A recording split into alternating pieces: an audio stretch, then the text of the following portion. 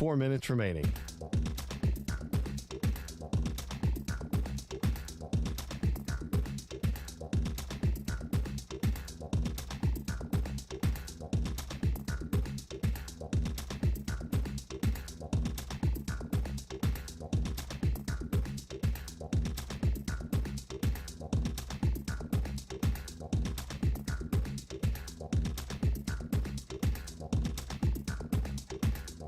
Three minutes, 30 seconds remaining.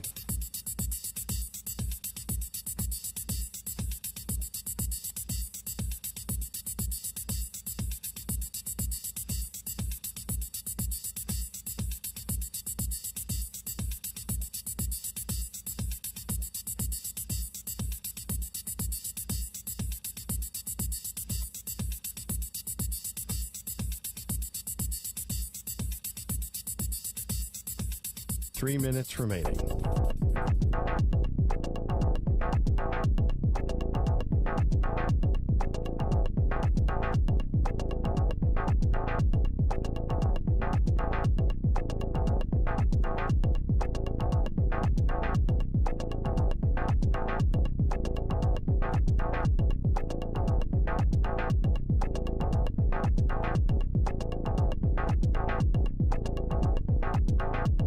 Two minutes, 30 seconds remaining.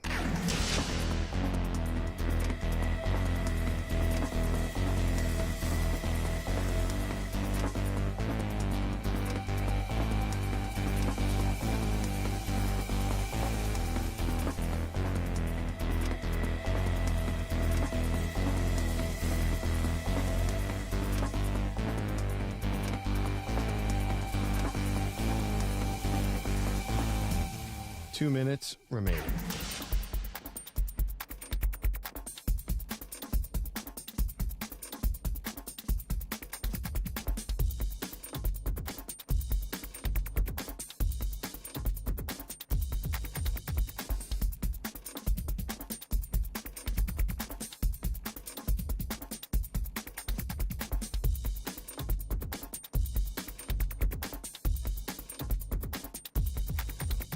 One minute, 30 seconds remaining.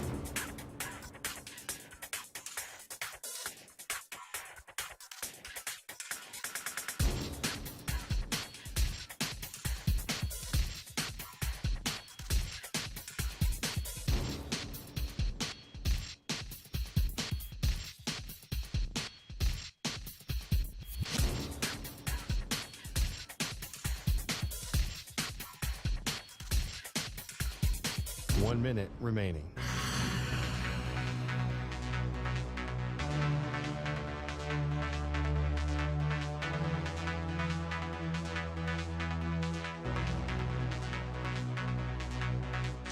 .45 seconds remaining.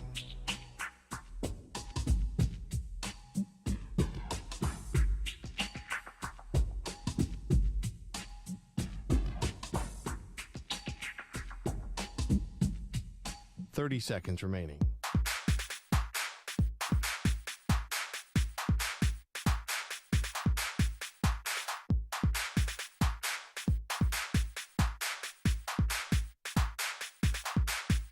.15 seconds.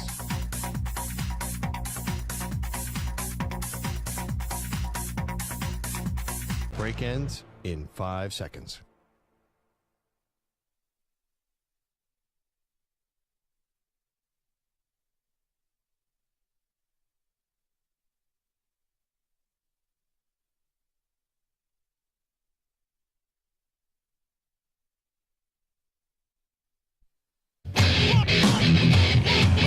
He's live. He's nationwide on CBS Sports Radio. This is the Zach Gelb Show.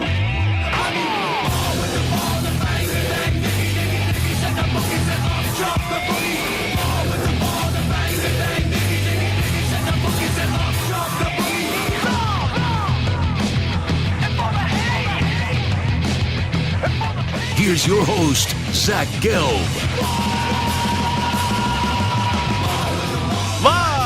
From the palatial yet not overly ostentatious studios of CBS Sports Radio here in beautiful New York City, sitting on top of the 10th floor of 345 Hudson Street. Welcome on in to a Monday edition of the Zach Gelb Show across all the great local CBS Sports Radio affiliates, Sirius XM, channel 158, the free Odyssey app, and of course, streaming live on YouTube, youtube.com/CBS Sports Radio. 855-212-4CBS, number to jump on in, 855-212-4227. You could always get at me on Instagram, where I'm straight flexing, or via the good old cesspool of Twitter, at Zach Gelb. That's ZACHGELB. We got the whole band back together. Moist Mike here with me. Stuart Kovacs as well. We're rocking and rolling, jamming on out all the way up until 6 p.m. Eastern, 3 p.m. Pacific. Charles Davis is going to join us, a CBS Sports football analyst, also works with the NFL Network. We'll get the entire lay of the land and a little recap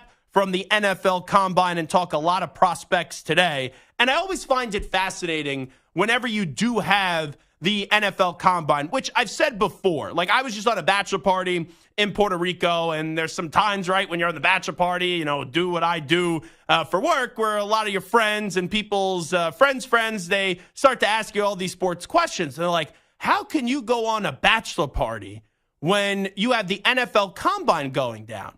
And I actually said to the person that asked me this, the NFL Combine, even though we talk about it a lot because there's things that we have to do, is my least favorite event of the year when it comes to the football calendar. And the reason why is you could have 3 or 4 years of really good tape, and I mean exceptional tape, and then you don't do well on a 40, or you don't do well on a 3-cone drill, or they say that you flunked some test, or you don't interview well. And the next thing you know, you go from having a great NFL draft outlook to maybe in a few days, your NFL draft stock plummeting and costing you millions and millions of dollars. Or it could go the other way, where you have 2-3 years of tape that is pedestrian, that is underwhelming, and you go run one blazing quick 40, and the next thing you know, you have a dumb team, sorry, Stu, like the Raiders, who took Darius Hayward-Bay all those years ago, earlier than anyone should have expected. So the Combine, it's not that I think it's a horrible event, because it gives people an opportunity. It is the beginning process of job interviews pretty much. But I do think that there are times where we walk away from the Combine and everything that we just talked about, maybe for a year or even a few months or even a few weeks, it vastly changes. And that's where I start with the Atlanta Falcons. Before I got on this bachelor party, every Tom, Dick, and Harry was basically saying, it seems like it's a done deal that Justin Fields is going to the Atlanta Falcons. Heck, there was even that video right before I left for Puerto Rico where Justin Fields' agent tweeted out some video of him, and in the background, you heard someone say, isn't it good to be going back home? So it felt like that deal for Justin Fields was all done. And then now, when you get all the NFL teams in one building and under one roof, and I know that not every coach was there, but there's representatives from each team in the NFL across all 32 teams, that's when rumors start to occur. That's when different information starts to transpire. And even though Justin Fields has been in the league for a few years and Kirk Cousins has been in the league for longer than that, these aren't even draft guys. But when you have a meeting point where there's so many people that are involved with NFL teams in one building, then you start to hear people say things or people start to leak things, and you don't know what the motives are. But the perception now and the view now is that the Falcons are going to go take a big swing at Kirk Cousins. So I don't know what to believe when it comes with the Atlanta Falcons. I don't know if they are going to pursue Justin Fields in a trade and if that is their preeminent and priority number one option, or if that's their backup option, just in case if they swing and miss coming up next week or in a few weeks when free agency starts with Kirk Cousins. I don't have a damn clue. But this is what I think is going to happen. I do think Kirk Cousins is going to be the next quarterback of the Atlanta Falcons. We'll get into it in just a second if that is the best option. But I don't believe that the Minnesota Vikings are going to retain Kirk Cousins. And it's for one reason. and one reason only. We heard from Ben Lieber, who is the Vikings sideline reporter, longtime Vikings linebacker, that Kirk Cousins will not, let me say this again, he will not take a hometown discount to remain with the Minnesota Vikings. I believe the Vikings like Kirk Cousins. I don't think the Vikings love Kirk Cousins. So I don't believe Minnesota is going to go above and beyond to pay Kirk Cousins. Now, with that being said, I don't think that's a smart decision. And the reason why I don't think it's a smart decision is for a few reasons, but the biggest reason is I don't know who the heck that you're going to bring in that's going to be better than Kirk Cousins. And I said this to Justin Jefferson at the Super Bowl. I even said it by prefacing it with, I believe you should bring back Kirk Cousins, but I don't think your team is. And then he said, well, then who do you think is going to be the quarterback? And I said, I believe it's going to be Russell Wilson, which would not be an upgrade for the Minnesota Vikings. But I made it clear to Justin Jefferson that I think they need a veteran because this team isn't that far away compared to it being a rookie. And he agreed. He wants a veteran in Minnesota. So you look at last year where there was a report, take it for what you want, that the Vikings tried to trade up to go get Anthony Richardson. And they were aggressive. Maybe Minnesota is going to be aggressive once again and attempt to trade up in the draft to go get a quarterback, with the possibility of the third pick held by my Patriots being available. But when you attempted to trade up last year for a quarterback, even though you weren't successful, it shows me that you like Kirk Cousins, but you don't love him. And I know Kevin O'Connell could basically profess his love for Kirk Cousins at the Combine. Just because you say something in a press conference doesn't mean that I believe it. And also, let's not forget, Kevin O'Connell isn't the GM. That's Kwesi Adolfo-Mensah. And it just feels like with how much money they're about to give Justin Jefferson, and I know that I'm going to contradict myself here because I say it a lot, that the salary cap, it's a number, but there's flexibility in the way that you could work a contract. And every year there are teams that sit there and we sit here in March and we go, how are they going to get under the salary cap? And they always find a way to do so. Like the Saints one year were $100 million over the salary cap. And they found a way to get under the salary cap by the date that they needed to. But when you're going to have to basically pay what would be average quarterback money now to Justin Jefferson, which is like north of $30 million a year, and that's how average QB money or like just slightly good quarterback money, and you got to do that for Jay Jettas, I do believe that's going to affect how much you could give to Kirk Cousins. And once again, I believe Minnesota likes Kirk Cousins. I don't believe they love him, and I sense desperation from the Atlanta Falcons.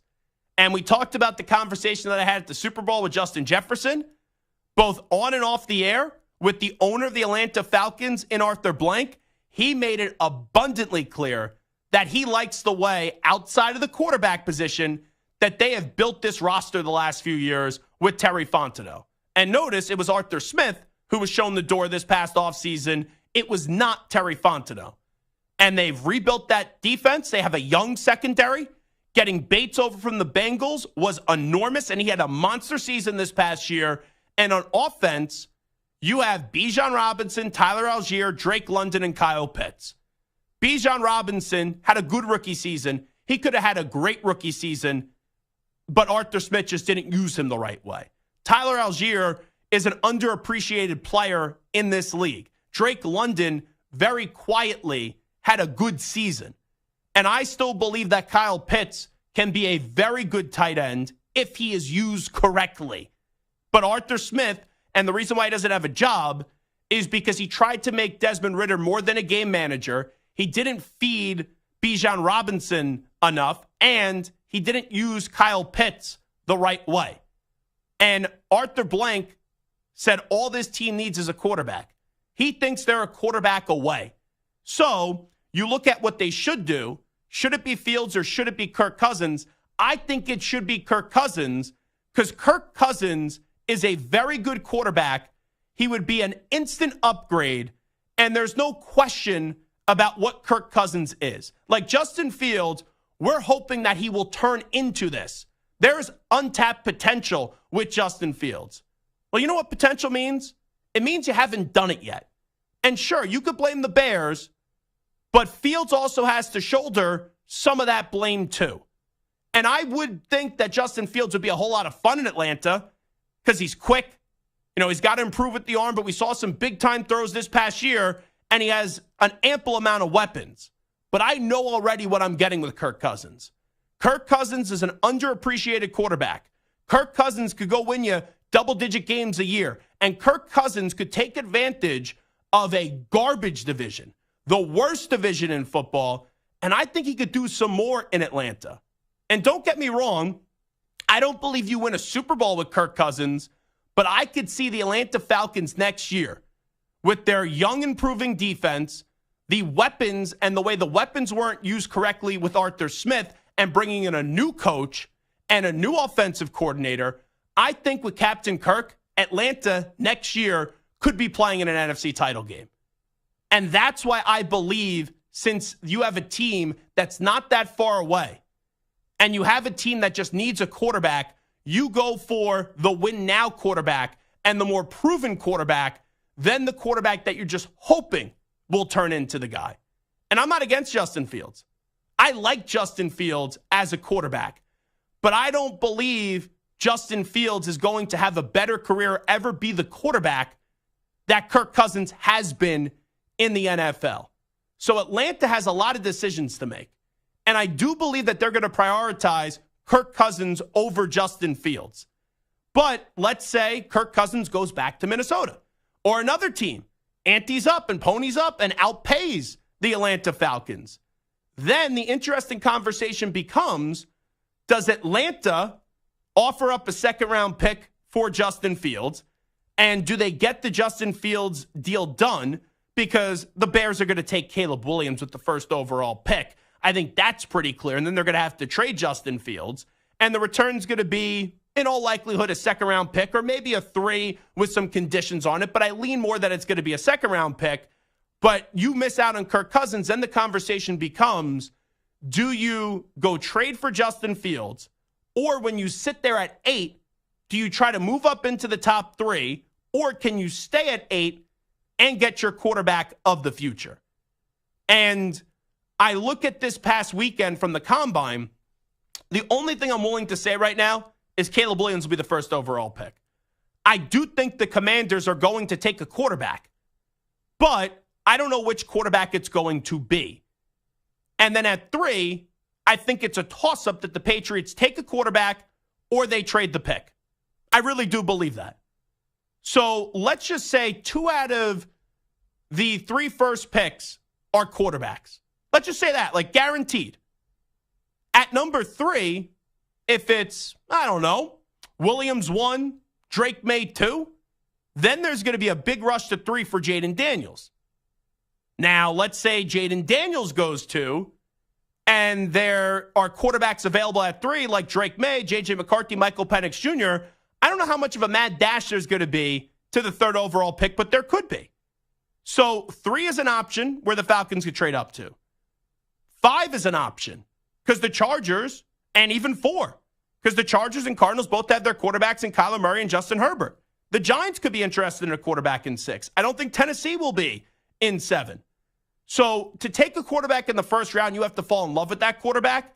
It just depends who ends up falling down the board to 8 or who's in striking distance for Atlanta where you're going to want to attach a future first-round quarterback. So here's how I believe Terry Fontenot will handle this offseason. I think they will ultimately land Kirk Cousins. Kirk will be priority number 1. But they don't get Kirk, then I do believe Fields is priority number 2.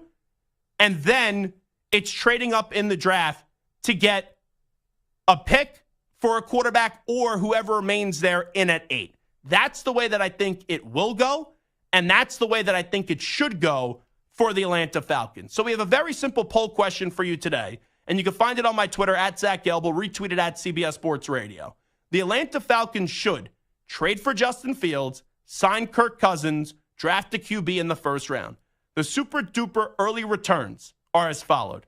46.3%, overwhelming majority, say trade for Justin Fields. 27.4% say sign Kirk Cousins, and 26.3% say draft a QB in the first round. What should the Falcons do? 855-212-4CBS, 855-212-4227. We will take a timeout. Baker Mayfield could have a surprise suitor, and Mike Evans is Mr. Buccaneer. We'll talk about both those storylines when we return on the Zach Gelb Show, off and running on a very busy Monday after these short messages. You're in a 5-minute break.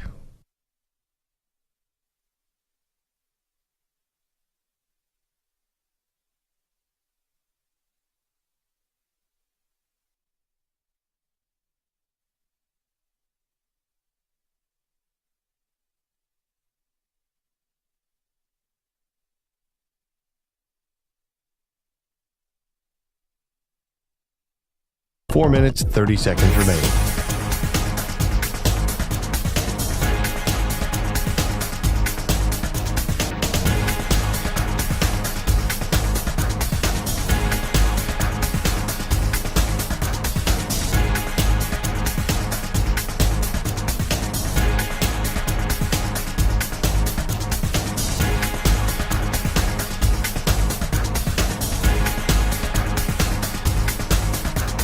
Four minutes remaining.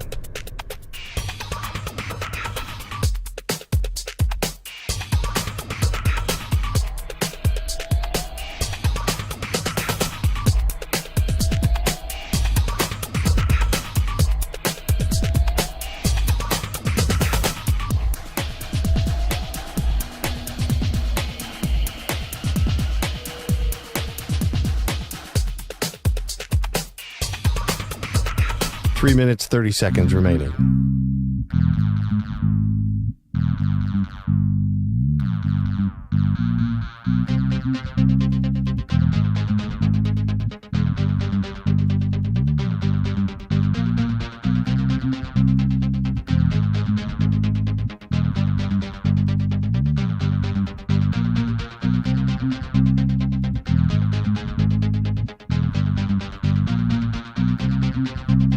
Three minutes remaining.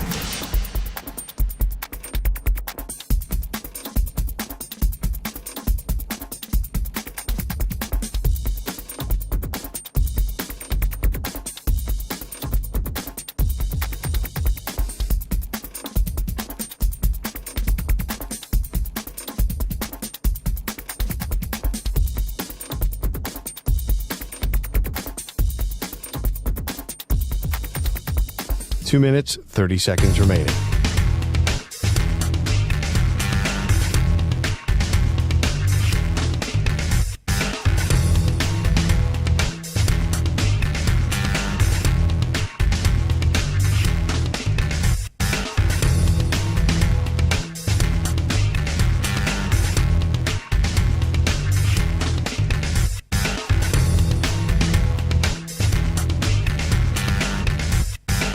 Two minutes remaining.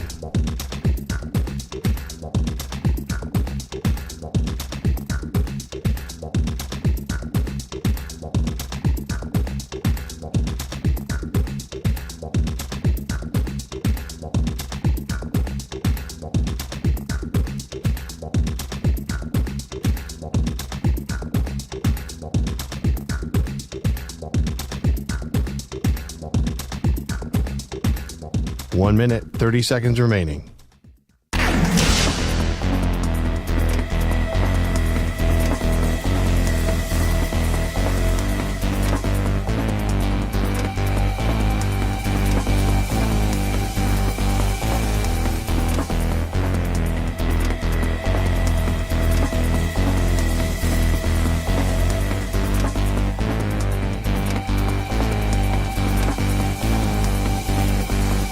One minute remaining.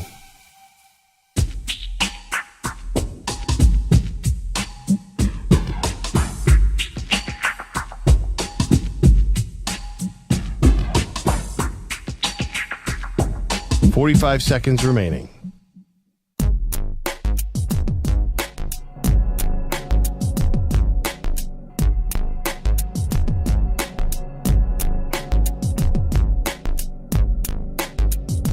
30 seconds remaining.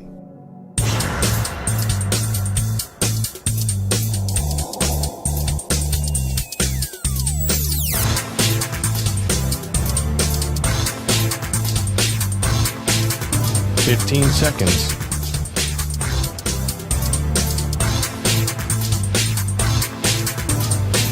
Break ends in 5 seconds.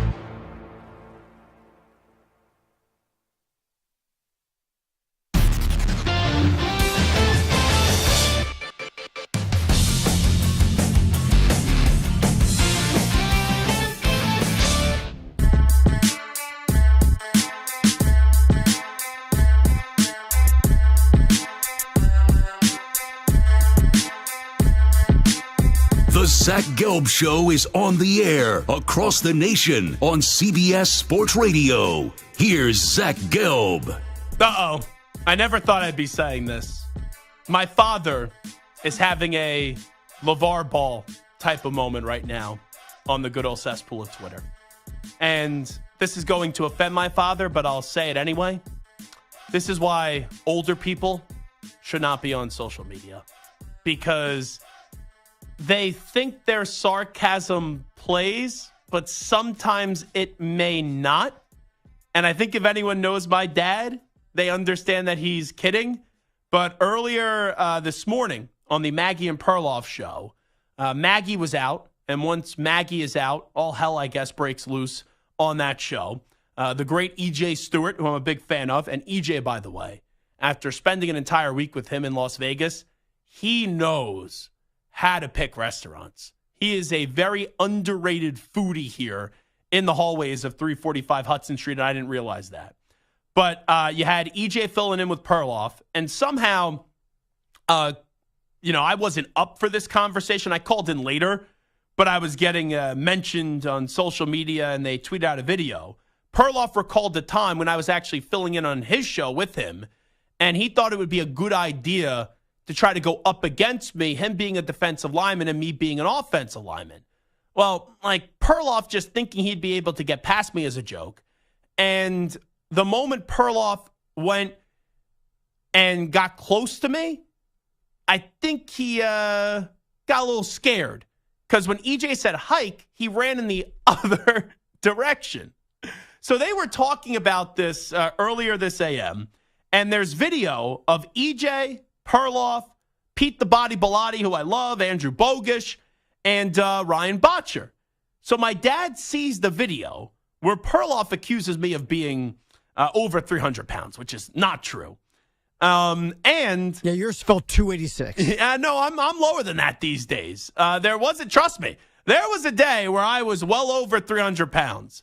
But now I am not in the 300-pound range. But Perloff and EJ put out this video, and my father responds on social media, talking about me, I constantly kick his tuchus, which is not true. And then number two, he then takes a shot at the morning show. You guys, with the exception of Maggie, are a bunch of milquetoast panty wastes. What the heck does that mean? So now here we go, having my dad try to hype up his athletic ability like LeVar Ball would, and take a shot at me saying he still kicks my ass, which, let's just set the record straight. The last time my dad was willing to go up against me in any athletic competition was in 7th or 8th grade, and we were at the local gym, and we were playing basketball, and I backed him down, and he fell on his ass. And then it was that day where my dad said, I am not roughhousing anymore with my son. So let's get that on the record. And then number two, you take a shot at the morning show when it's EJ, Perloff, Botcher, Bellotti, and Bogish, and you basically call them a bunch of wimps. So this is just not good right now, Samter. And also, Samter, the morning show took a few shots at you this morning. I don't even know if you're aware of this, because once Perloff realized it's probably not good to have a rematch with me on an offensive line drill, I volunteered. I said, you could have, and I hate to throw EJ in this conversation, but Perloff dragged him in it. I said, you could have EJ and Perloff go both up against me, and I think I would be more than fine being able to hold my own in a blocking drill. And then they went after at you. the same time? Yeah, easy. Like a 2-on-1? I don't know about that. It's basically like 2 on 1.5. Because Perloff, come on, he's a pencil. He's a pencil. Perloff will be like just trying to line up behind EJ and push to try to knock me over. It wouldn't happen. And I like EJ. EJ, I think, could hold his own for a little bit, but I don't think it's going to go that far. So, yeah, you have my father going after, I guess, the morning show, and they took a little bit of a shot at you. Now, I will fully admit I had a sarcastic throwaway line where I was like, because they were going after you saying, oh, we like our chances if Samter was the second person. And I said, oh, it's kind of like just our show then. I'll just carry around Samter like he's dead weight or something. And I was kidding when I said that to get the cheap, easy laugh. I don't actually mean that. If you listen to this show, you know I love Samter, I love Stu, and we are a team here, and we are built off checks and balances. I thought we were a team until that line. I mean, listen, we kind of rib each other, but I don't go on other shows and talk junk about you. I feel a little hurt right now. I don't know about that. I get some tweets when I'm away that you guys were going after me a little bit with Bart Winkler, which maybe we'll investigate anyway. But I say about 33.3% most of the times on this show. I get 33.3%, Samter gets 33.3%, and Stu gets 33.3%. But those percentages, depending on the decisions, are sometimes subject to change. And let me also just set the record straight, okay? I'm a damn good football player, all right? I say this in all seriousness. I was on my freshman football team. I started out as the fourth string running back. I did so, but it was mostly because the coach knew all the other running backs and he was worried about me getting hurt. So he was like, I don't want to put him in. But during all the drills, I dominated. I was very good. Even to the point where we would do Oklahoma drills, we would do blocking drills, and I would take down our star defensive linemen. I would block. I would get past our star offensive linemen. I would take down our star defensive linemen. Football is about being low to the ground. So it's low, it's leverage, it's balance, and I had all that. And I'm also very shifty. I'm very quick. I don't have like the super high end top speed, sure, but I'm very shifty, very quick. I was very good. My coach was like, you know what? After weeks and weeks of like realizing that I was really good and just being worried about me getting hurt and me not getting hurt, he's like, you know what? You're my new starting running back. 3 plays into being the starting running back, teared my ACL. So I do have skills. Can I just ask a question? How many years ago was this? I mean, this was a long time ago. How many years ago? Are you the guy that talks about the high school glory days and what could have been if you didn't get hurt? No, not at all. Because my father still... Perloff is older than me, so his glory days are well beyond mine. My father still bitches and complains about how he got robbed of a baseball trophy at summer camp and still has his average home runs, RBIs, and how many guys he threw out from center field at home plate. There's just some people Sounds like Al Bundy. His 4 touchdowns in a single game for Polk High. There's just some people that, as they go through the years, they think their playing abilities were better than what the reality actually was. Like, I will say, I got told by ESPN, they hit me up that 30 for 30 was going to do a 30 for 30 on Samter. And when they were looking at athletes whose injuries derailed their career, and it went Andrew Luck 1, and then it was Michael Samter 2. I beat out Bo Jackson, which was really amazing. I was surprised that I beat out Bo. But I was right there. I mean, listen, freshman year, Scarsdale High School football was a juggernaut. And having the starting running back under my belt, it would have been You said guaranteed. Bo Jackson, right? Yeah, I said Bo Jackson. How old are you?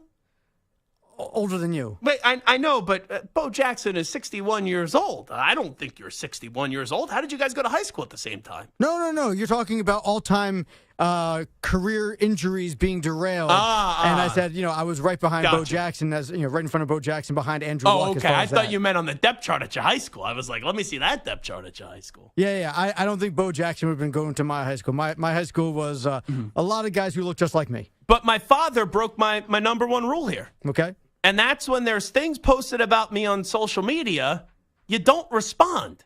So now I feel like I'm Micah Parsons or Dak Prescott or CeeDee Lamb, where I need to respond for the actions of my loved ones. No. It's not your responsibility. Your father is a grown man. Well, sometimes he acts like a child, if we're being honest. So do all of us. Let's be honest. The apple doesn't fall far from the tree in the Gelb family. But I'm not going to lie, out of that show, and I said this on the air with them, if we had to do an offensive lineman, defensive lineman drill, I think I'm most afraid of Maggie, especially if you give Maggie a margarita. Because Maggie has this side to her where, like, if we were getting into a bar fight here at CBS Sports Radio, and I had to pick one person from that morning show, it's not EJ. It's definitely not Perloff. Like, he's hiding underneath the bar, and he's just like, oh, please, don't have any bottles hit me in the face. It's definitely not Botcher. It's definitely not Bogish. You know, Pete, I feel like, could get a few jabs in there, but it's easily Maggie. Maggie is by far and away the toughest person on that show. You know, 5, 6, 7 years ago, I would have said maybe Bilotti. He's softened up as a father these days. He's a much kinder, softer, happier person. But 5, 10 years ago, there was some anger behind those eyes. I agree with you. Maggie's dangerous. Maggie's trouble. But also, Pete can't afford to get into a fight now because Pete's other job is being like the program director and student media director at a college radio station. You can't have the director of the youth and the people that will be future talk show hosts. You can't have that guy getting into a bar fight. That just would be no bueno. Yeah, you get fired if you're a teacher and you get into a bar fight and you get arrested. I mean, Cam did it. Cam Newton? Yeah. You know, he was in charge of a bunch of kids in a camp and he got into a big fight. I'm just going to say this. I believe what Pete the Body Bilotti is to CW Post. He is a better mentor than Cam is on the 7-on-7 camp, where he was talking smack allegedly and then got into a fight with 3 people. And throughout the years, I don't know if there's been a bigger supporter of Cam than me and a bigger defender of Cam than me. But I will say that Pete is a better mentor to the youth than Cam is at his football game. So if we were to have like a show kind of athletic competition, whether we're doing football, basketball, whatever. Us in the morning show? Yeah, now granted, listen, they had the numbers, right, because they have more people. Yeah. But if it was you, me, and Stu versus Maggie, Bilotti. Now, if we throw Andrew in, then we have to add Ack to our crew also. Now, Ack I can see being athletic. So Perloff, I think, would win the basketball shooting competition. But the other sports, I think we'd win easily. I do. I think we are, this is a pretty low bar around here. I think we are a more athletic show than the morning show. Now, let me be abundantly clear about this. That does not mean if you put us up against other radio shows, we would hold our own. But I'm very confident in saying against the morning show, we would hold our own. I think you have to throw some pickleball in there, too, no? I may need to get endorsed, though, by Icy Hot. I'd be like Shaquille O'Neal because, you know, I have to ice my back for carrying the team, all right? But we do have youth on our side. We do have youth on our side. We do. Yeah, and between you and Stu, not me. And we have a lot of hunger, too. Jason Kelsey retired today. He said hungry dogs run faster. I feel like Stu's a hungry dog. Stu will definitely take out a few kneecaps if we need it. He told me he skipped lunch today. He's starving. Yeah, it's the Zach Gelb Show on CBS Sports Radio. Jeff Howe said that the Patriots are very high on Baker Mayfield. I like Baker. I do not want Baker as the Patriots starting quarterback, and it's the same reason why a few years ago I said when there was a potential Jimmy Garoppolo reunion, why I wouldn't want Jimmy Garoppolo back. And I do believe Baker's a better quarterback than Jimmy G. I don't think Baker Mayfield has a ceiling of being great. I just think he could be a good quarterback in this league, and he could play consistently like what he did in Cleveland for that 1 year and some of the moments that you saw this season in Tampa Bay. But I don't think you look at Baker as being the franchise quarterback ever. I think he's just a guy that you say, okay, he's a good, serviceable quarterback in the league. And also, the Patriots don't have a lot of talent right now. So you're telling me Baker Mayfield's a stopgap guy? Okay. But if the Patriots operate this offseason by saying, okay, we'll take Marvin Harrison Jr. at 3, which I would like, but then you're making Baker Mayfield be the quarterback, you're eventually going to get someone in a year or two from now to replace Baker Mayfield. But if you are going to get Baker, that's probably going to be a 3 or 4 year contract that he's going to command. And I don't believe that the Patriots right now should give a 3 or 4 year contract to any quarterback on the market right now. Justin Fields via trade shouldn't get 3 or 4 year contract extension for the Patriots. Kirk Cousins, if they sign him, no way. Russell Wilson, when he becomes available, no way. The only way I would be willing to give that deal is if there is a quarterback that you say could be a franchise quarterback. And there won't be one available on the free agent market or via trade. So it would have to be in the draft. And I think the Patriots should do 2 or 3 things right now. You either take Jaden Daniels, and only Jaden Daniels if he's there at 3. I do not want Drake May. If you don't take Jaden Daniels, and let's say he's off the board at 2, and Drake May's there at 3, I would either trade the pick or I'd take Marvin Harrison Jr. The Patriots need a lot of talent. They don't have to reach for a player that they don't love, so draft the best player available or trade back for future draft capital. Don't just take a quarterback because you think you have to take a quarterback. It is the Zach Gelb Show on CBS Sports Radio. We'll take a break. When we come on back, Samter's got some questions for me. I got some answers. We'll do a little onside, offside. But first, let's get the latest CBS Sports Radio update in from the Act Man, Rich Ackerman. CBS Sports Radio. Sports Flash. And it's sponsored by Progressive Insurance. Looking for a career path with flexibility and great pay and benefits? Go to progressive.com/careers and apply online today. Jason Kelce announced his retirement in a memorable 45-minute speech filled with lots of tears, thank yous, and funny stories. He also talked about all the work that went into a career that will ultimately land him in the Hall of Fame. 13 seasons in the league, all with the Eagles, and 7 Pro Bowls. NFL free agency about to begin, but Mike Evans is staying put. One of the best wide receivers out there gets a 2-year extension from the Bucs worth a total of $52 million. $35 million of that is guaranteed. Zach Wheeler's become one of the best pitchers in baseball, and he gets a 3-year deal from the Phillies worth $126 million. The average annual salary is the largest ever for an extension. While 3-time All-Star Josh Donaldson announced his retirement today. Also tonight, the Thunder with a half-game lead over the Timberwolves in the West. Minnesota back in action after last night's loss to the Clippers and will host the Blazers. The Thunder in action as well. I'm Rich Ackerman. Hey, this is JR. Let's hang out weeknights here on CBS Sports Radio for my show, the JR Sport Brief, 6 p.m. Eastern, 3 p.m. Pacific. CBS Sports Radio.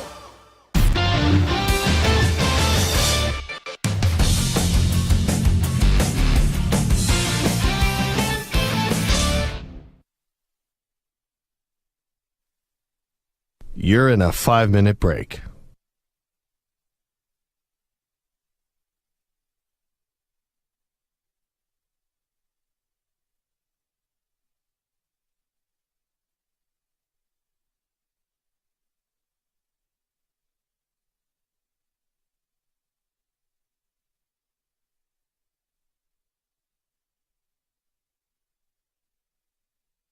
Four minutes, 30 seconds remaining.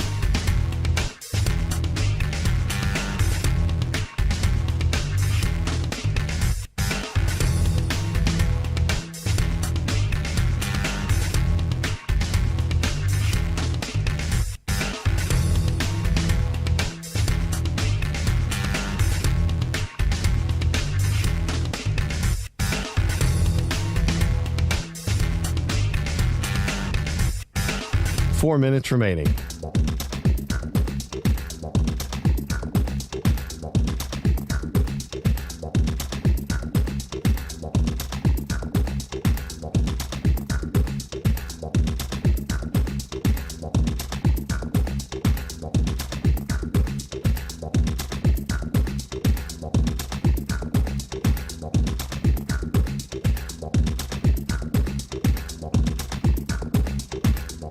Three minutes, 30 seconds remaining.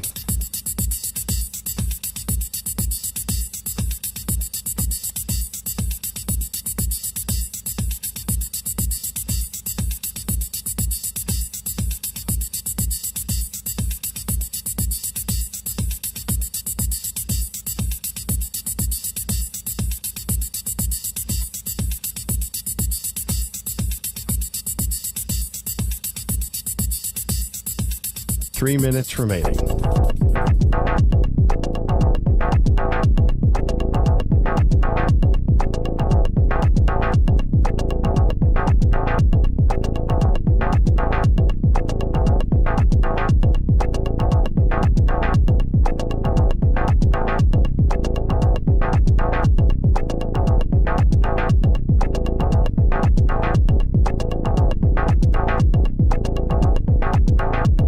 2 minutes, 30 seconds remaining.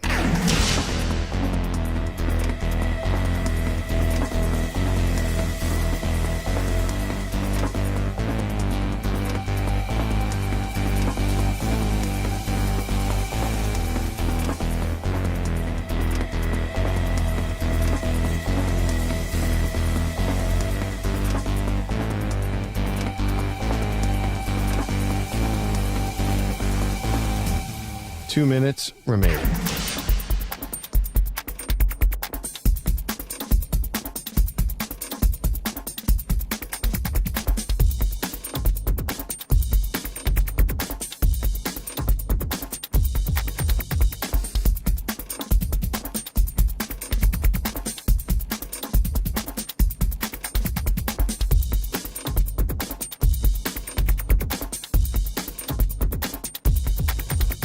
One minute, 30 seconds remaining.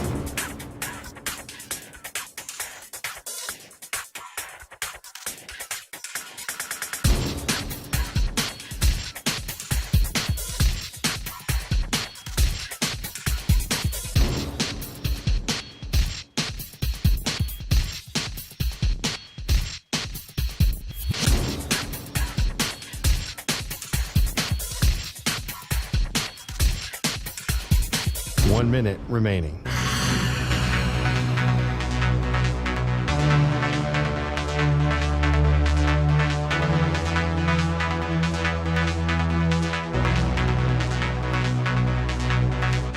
Forty-five seconds remaining.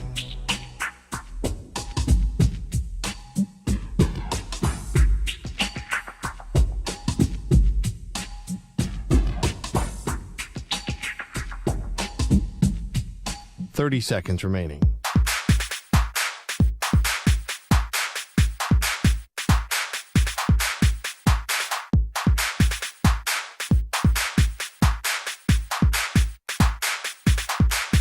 Fifteen seconds.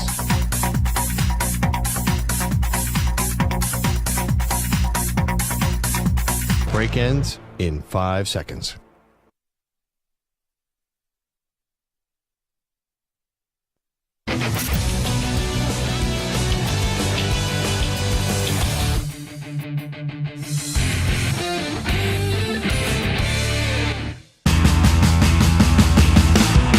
Zach's taking on the most polarizing issues in sports. Which side of the line of scrimmage will he end up on? Offside. Defense number 69. It's Onsides, Offsides with Zach Gelb on CBS Sports Radio. It's time to Ask the Pros, where you, the listener, gets to ask us a question brought to you by O'Reilly Auto Parts. Simply tweet your question at CBS Sports Radio or at Zach Gelb using the hashtag Ask the Pros. Be listening later in the show when we might answer your question. Think O'Reilly Auto Parts for all your car care needs. Get guaranteed low prices and excellent customer service from the professional parts people at O'Reilly Auto Parts. Samter, what do we got cooking today? It's good to have you back, Zach. I'll say that. We missed you the past couple weeks.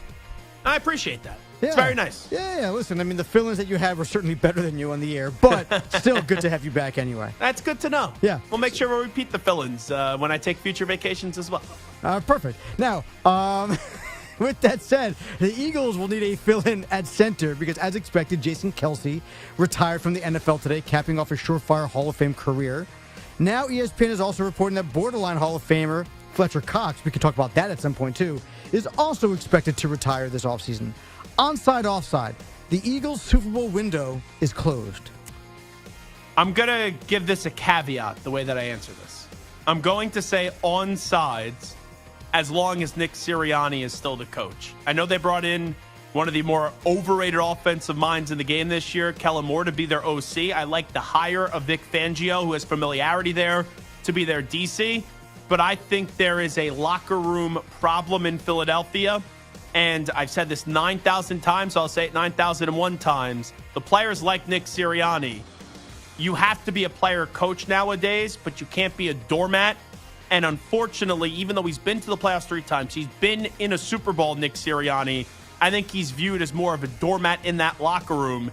And even though the NFC is pretty open, I don't trust Sirianni to be able to galvanize that group and reignite them to get back to being that dominant team that they once were. And that defense needs a lot of work. And I don't even know if Hassan Reddick's going to be back with some of the trade speculation. So the Eagles Super Bowl window is closed. I'm going to say on sides.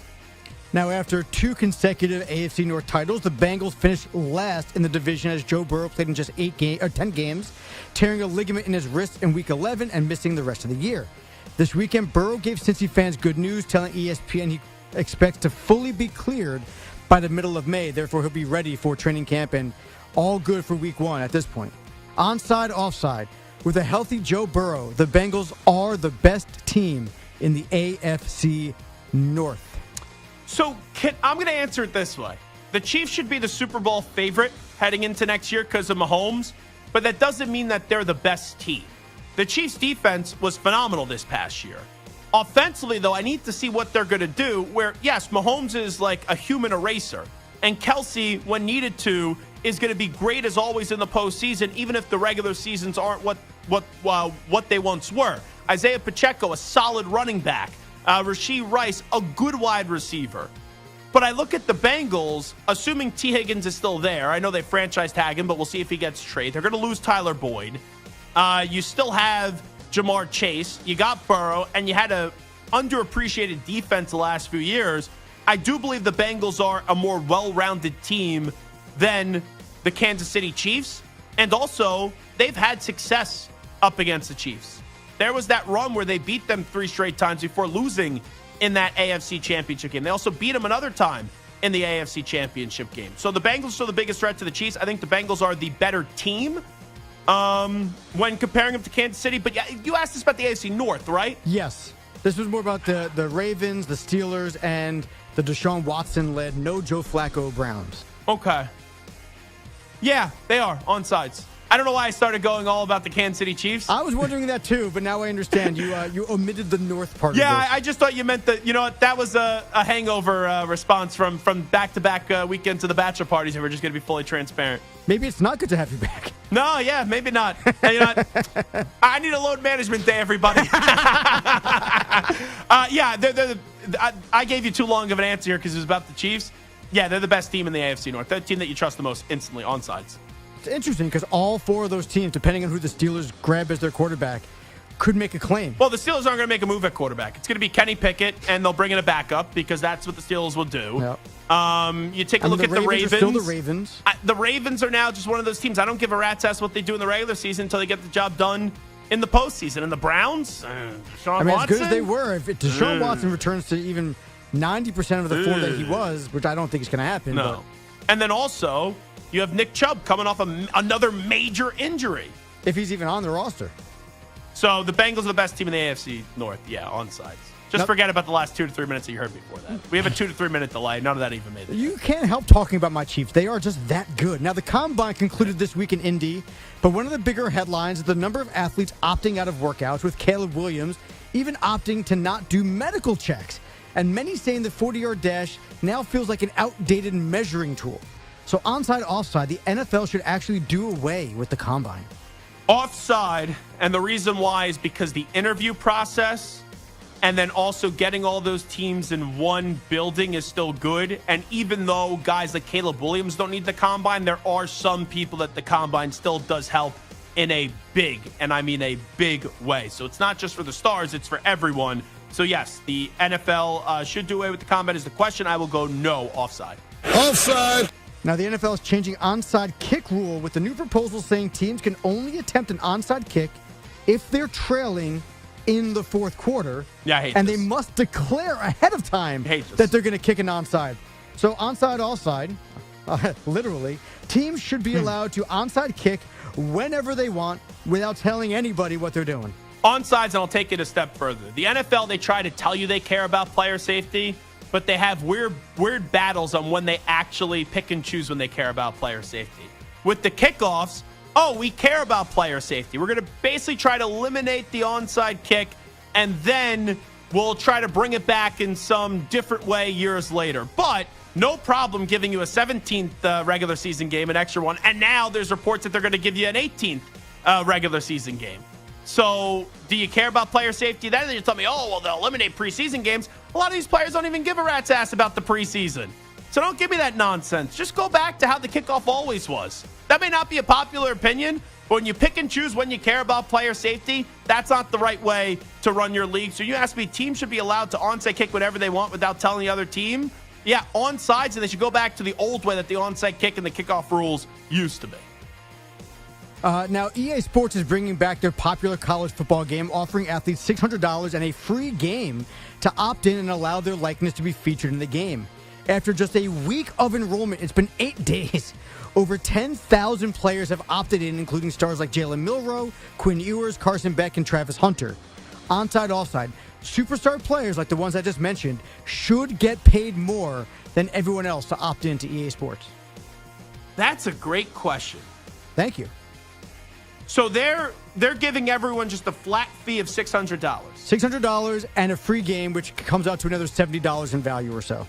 So there's more players. There's rumors that there's players that are like, oh, maybe I'll try to negotiate something else to have them use my name, image, and likeness in the game. As of right now, about 87% of all eligible players have opted in. So a large number. Now, maybe some guys have just, they're on vacation or they're not thinking about it, or some guys are choosing not to do it.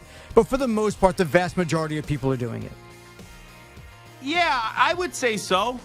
I would say on sides to that if someone wants to leverage their NIL in the game, sure. But then EA has the same right to create someone that looks similar or is, who the player is in the game and not play them. Like, how many times did Bill Belichick, you knew who the coach of the Patriots was in Madden, but Belichick never agreed to it, so they put some guy that didn't look like him, but they would always have like a high coaching rank on him. You could do that with players, right? So I would go on sides here. Players should, star players should get paid more than everyone else to opt in. Now, LeBron James became the first player in NBA history to eclipse 40,000 points, but the Lakers remain 10th in the West. LeBron has gone to the playoffs 3 times, including winning the bubble title in his first 5 years in LA. This is his 6th. Often known as an NBA championship still, the bubble title. Yeah, but still, it's the bubble title. Now, Gilbert Arenas was talking with Shannon Sharp on his podcast, and he was talking about whether LeBron should get a statue for the Lakers. Do you believe the Lakers will build a statue for LeBron? If his career stopped right now, hell no. He don't have enough accolades in the Laker uniform. He needs another title? Yeah, the closest statue we had with that was Shaq. Shaq 8 years, was that 3 rings? So it's going to be hard to put him in there with 6 years, 8,000 points, 1 championship, 6 All-Stars. That's not good. That's not good enough for a statue in Los Angeles. So onside, offside, the Lakers should build a statue of LeBron, even if this is his last year in LA. On sides, like, I'm not telling you LeBron is a top 5 Laker of all time when you look at the accomplishments for only in a Laker uniform. But he did win a championship there, and he's going to go down as one of the greatest players of all time. So, Gilbert Arenas is starting to annoy me. I see a lot of stupid things being said from Gilbert Arenas, which is not surprising. But look how he downgrades the accomplishments of LeBron James, where Gilbert Arenas, don't get me wrong, was a very good NBA player and an enjoyable player to watch, but you're only a 3-time NBA All-Star. You never got close to winning an NBA championship. So if you're going to talk that way about LeBron, then how do you want people to talk about your career? So I think LeBron should get a statue with the Los Angeles Lakers. Alrighty, this is Zach Gelb Show on CBS Sports Radio. Stu, real quickly, yes or no? LeBron statue. I say no. Ooh, and that's coming from a Lakers fan. So maybe Gilbert Arenas does have a point. I think not, though. Charles Davis going to join us on the other side. A lot of juicy stuff from the Combine. And where will J.J. McCarthy get drafted? We discuss that next.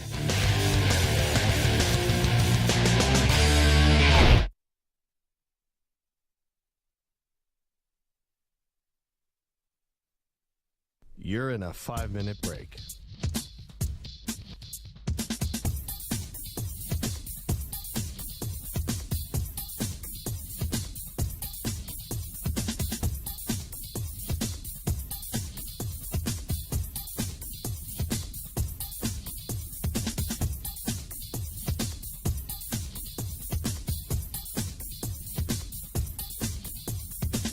Four minutes, 30 seconds remaining.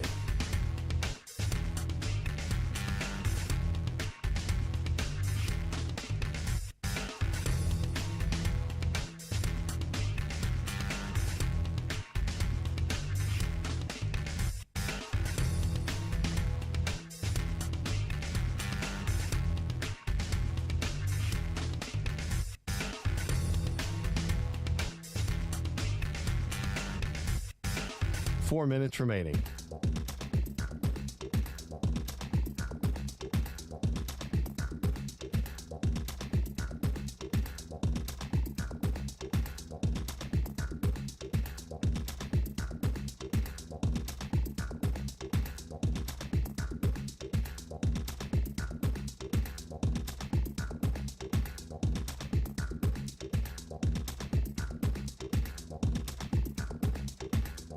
Three minutes, 30 seconds remaining.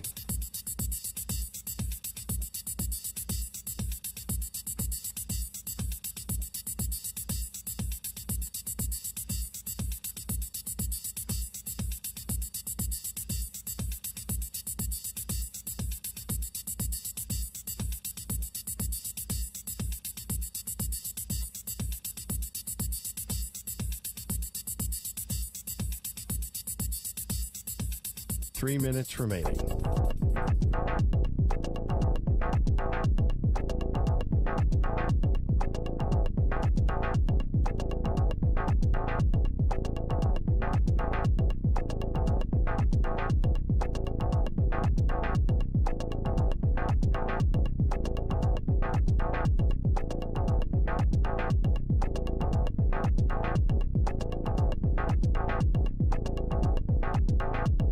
Two minutes, 30 seconds remaining.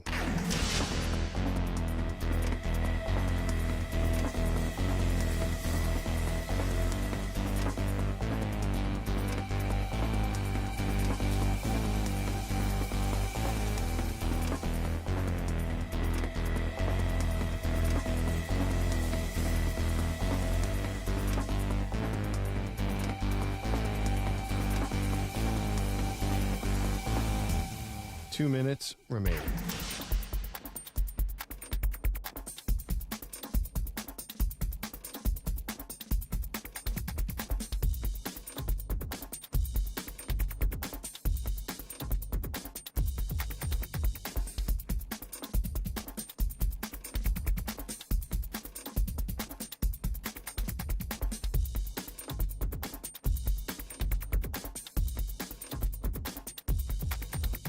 One minute, 30 seconds remaining.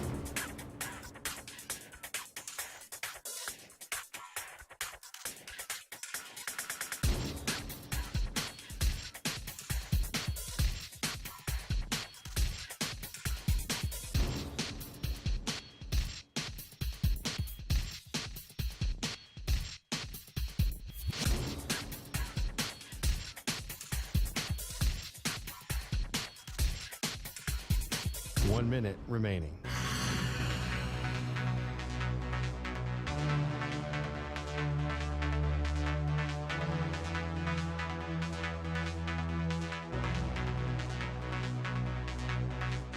Forty-five seconds remaining.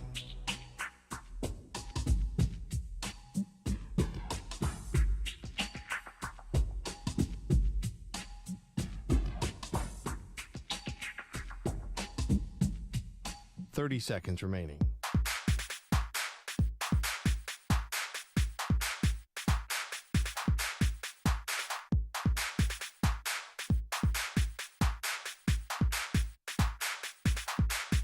Fifteen seconds.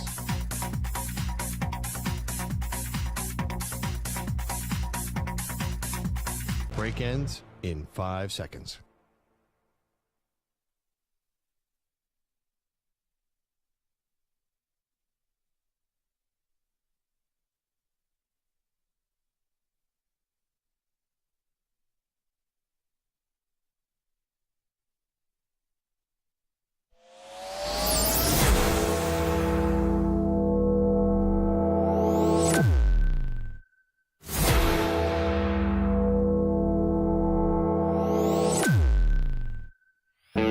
He's live. He's nationwide on CBS Sports Radio. This is the Zach Gelb Show.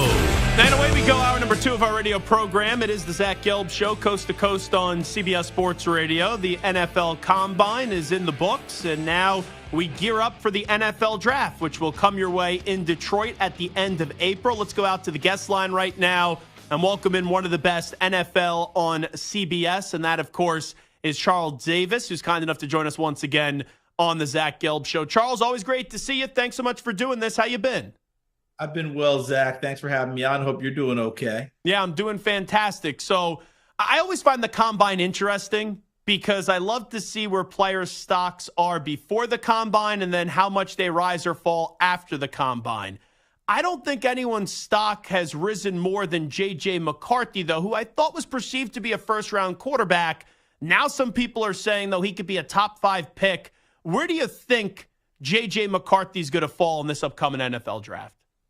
Yeah, I think that's a great observation, Zach, about JJ, because going into it, of course, we got into he has not been asked to do as much as the others in their offense. In other words, they were throw first. He was on a run first offense. And nowadays there is a true distinction with that, especially the way Michigan ran the ball. I mean, I'm still trying to process during the middle of the season, watching them go to Penn State in the second half, officially throw 0 passes.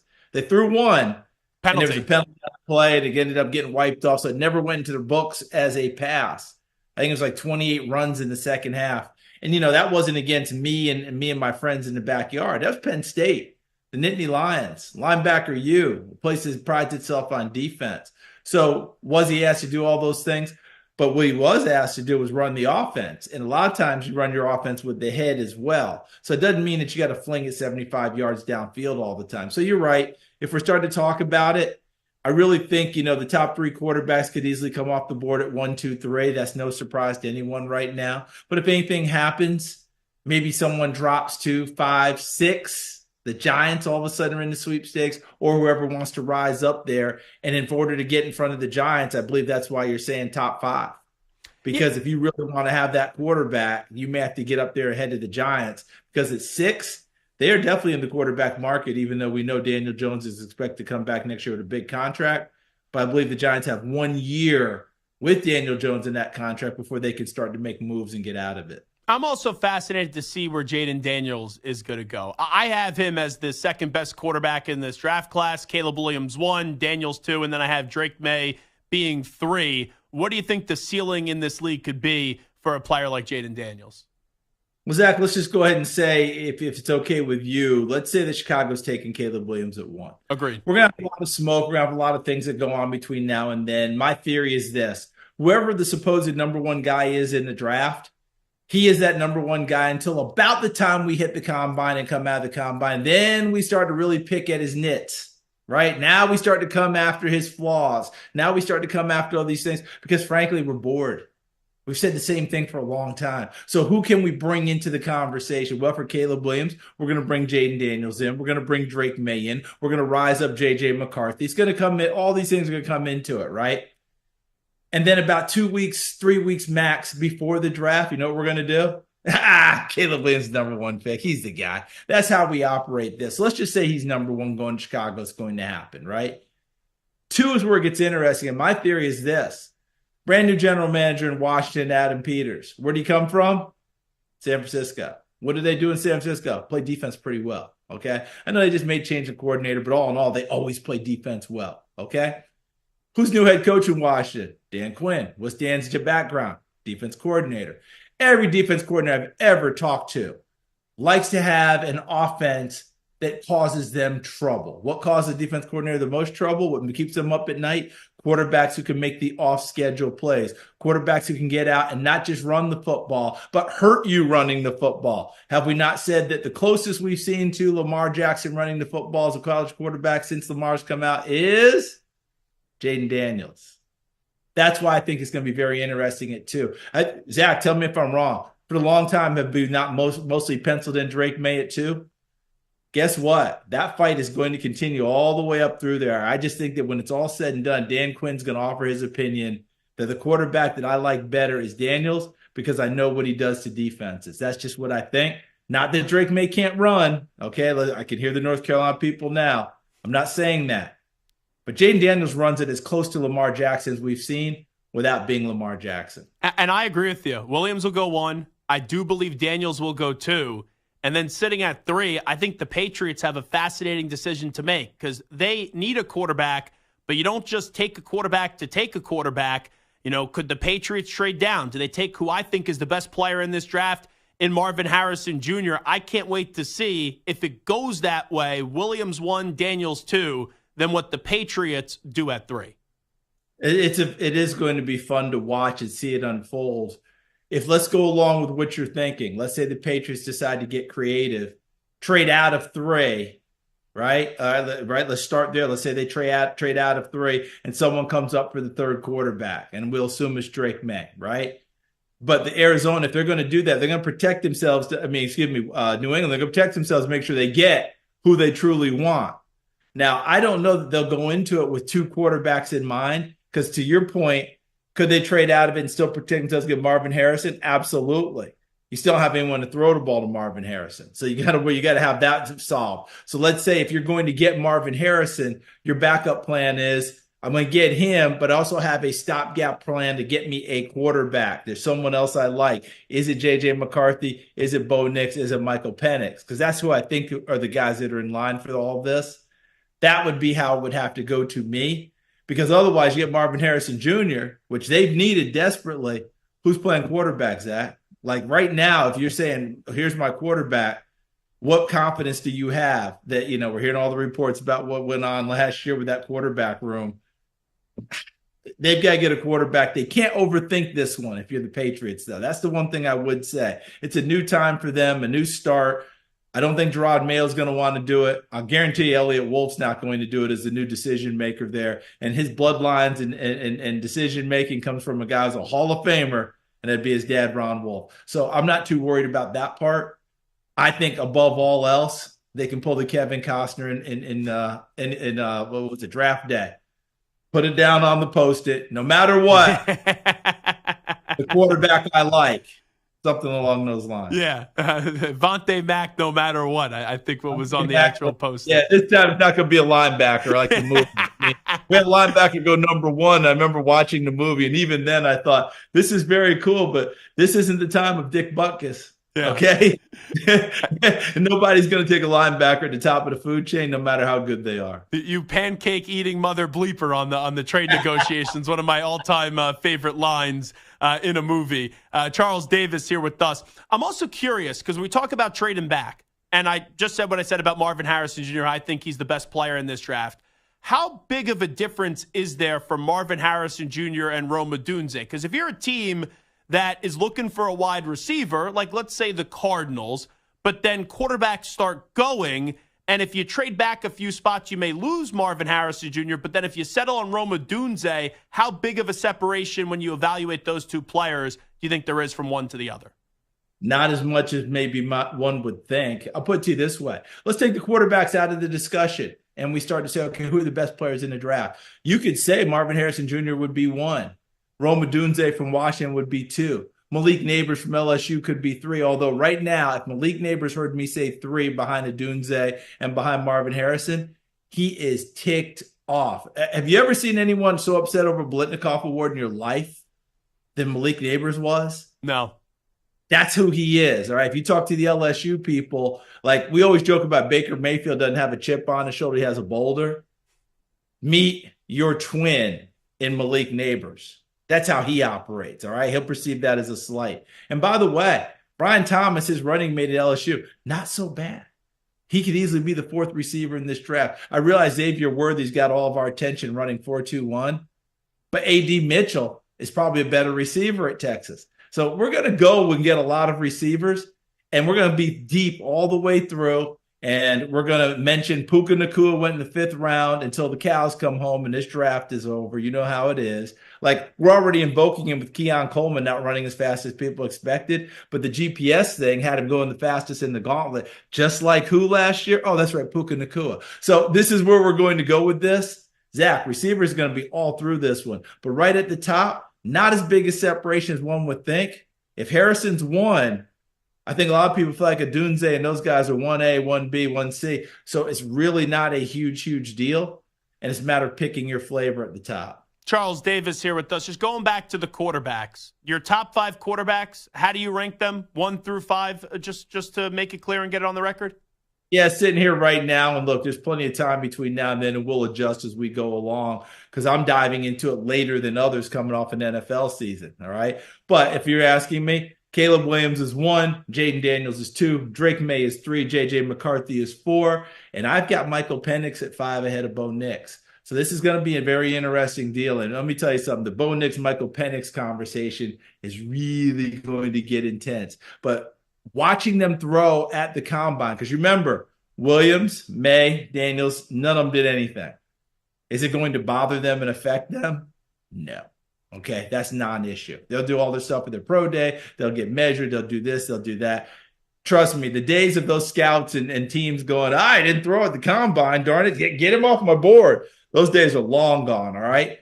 But it was interesting to me that the next 3 quarterbacks figured that part out and said, okay, let's try and fill the void. Can we up our stock if indeed you can up it at the combine? I think McCarthy probably did the best job of that. I thought Penix threw the ball better than Bo Nix did in that one sample. But that's what you have to remember. It's a sample. It's not the overall tape and how you feel about these guys. But to me, it's those 6. And then you got to decide if there's a 7th. And I'm not talking about the first round. Who's the 7th quarterback, right? Who's that first one that we're going to pick? Probably Spencer Rattler. And I'm not sure after that how deep we're going to get, truthfully, Zach. I think it's a tough one after that one. I really do. Joe Milton looks the part. There's no question about it. He was gorgeous. For a while, there was talk he'd be this year's Anthony Richardson. That's not going to happen. But you're going to take a shot at him because anybody can throw 70 yards just falling out of bed and not even straining and looking the way he looks. You're going to take a look. You absolutely have to. So, and listen, if I'm drafting as jealous as I am with no hair, I got to get Sam Hartman on my team and just let the flow go. Charles Davis here with us. Just to follow up on that, why do you have McCarthy in front of Michael Penix Jr.? Because when I watched the Michigan tape and the games that I've watched, yes, we're talking about not asked to do, but you see those things. He can do them all. He can throw the deep ball. He moves better than you thought. Did you see his 3-cone time? I know for everyone at home listening, going, what the heck's a 3-cone? It measures your ability to change direction and your agility in a short distance in a short time. It's one of the better 3-cone shuttles that you're going to find for a quarterback. So that just told me about athleticism way better than maybe people want to give him credit for. He did as close to a pro-style offense, although I have to say, Zach, we're going to have to start being careful about that. Did he run a pro-style in college or did he run a college offense? If you watch the pros play, a lot of it is mashed together now. The pros are operating out of gun, 80% of the time.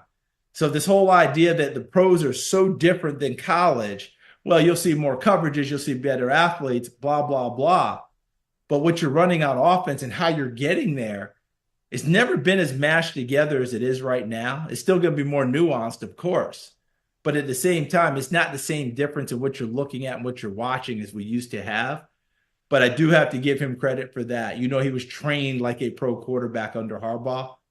How you huddle, how you call plays, how you take snaps from center, all of that, a little bit extra advantage.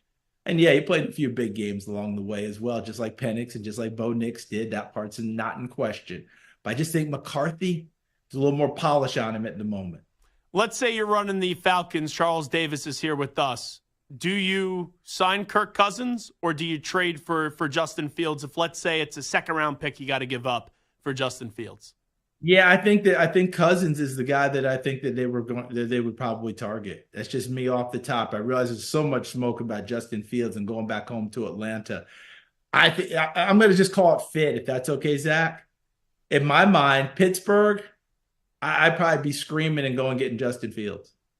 Because they're going to be a run-first offense. The way that they finish here with Najee Harris, Jaylen Warren, and now you're bringing in your new offense coordinator, Arthur Smith, who knows how to handle running backs, who beat you up running the football. C. Henry, Derek, Tennessee. That fits really well. And what are you going to do with the big arm? Throw it over the top off of play action. Now, the flip side to that is Kirk Cousins. Does it not look like Ryan Tannehill when he took over that Tennessee offense a few years ago? So if you're Arthur Smith in those conversations in Pittsburgh, you're whispering in Mike Tomlin's ear, let me show you some tape and tell me if Cousins doesn't look a lot like what Tannehill did when we really had it cranked up. So it's going to be interesting to see how it goes. But I think that big arm for Fields to be able to go over the top and find George Pickens, and they need to add receivers. Don't get me wrong on this one because they need dependability out there. We know Pickens gives you big plays. We know Deontay Johnson does. But how many times did we talk about them last year as not being dependable at key times? Hopefully that goes away for them. But it shouldn't go away in your mind if you're the general manager, Omar Khan. You should still be saying, I got to get some guys I know I'm going to do the job for me. But yeah, it's going to be fun to see where all these people end up.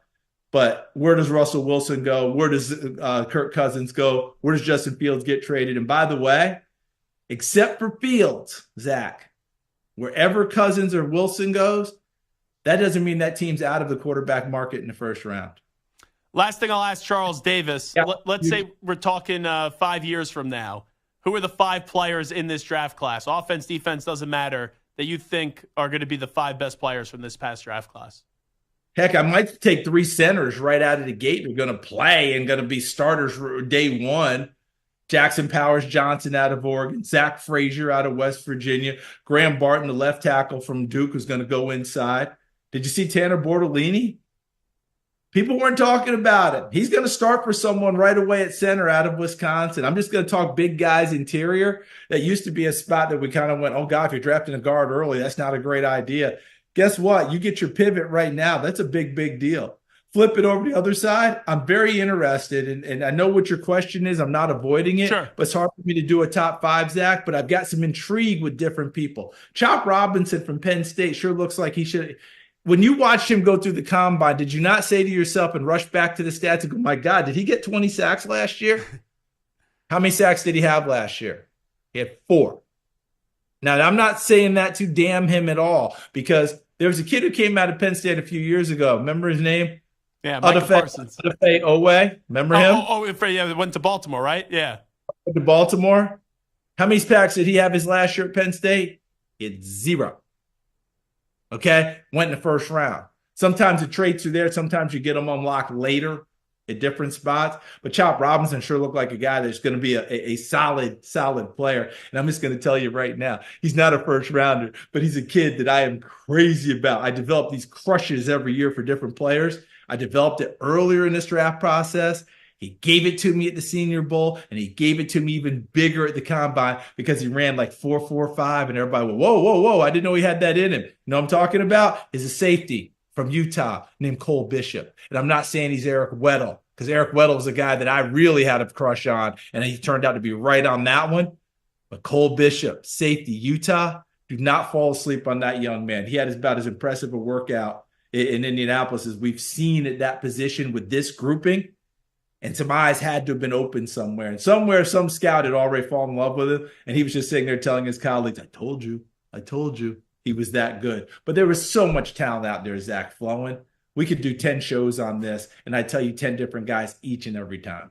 He is the great Charles Davis, NFL on CBS. Does a tremendous job each and every Sunday when you hear him in the booth alongside Ian Eagle and Evan Washburn on the sidelines. Charles, I'm sure we'll be talking to you throughout this process. Always appreciate you giving us some time. Hey, I certainly hope so, because when I talk with you, Zach, that makes me question everything I'm doing, make sure I get it right.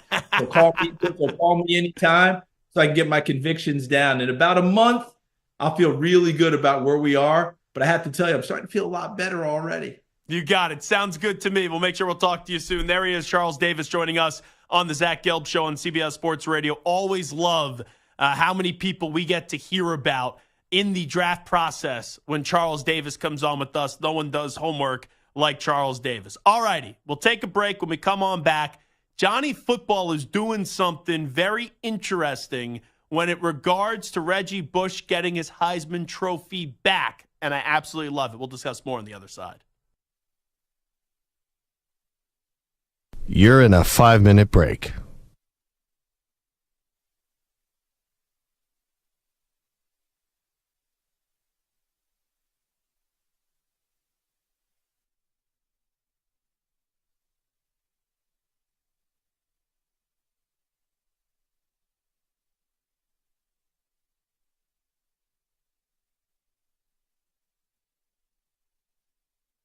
Four minutes, 30 seconds remaining.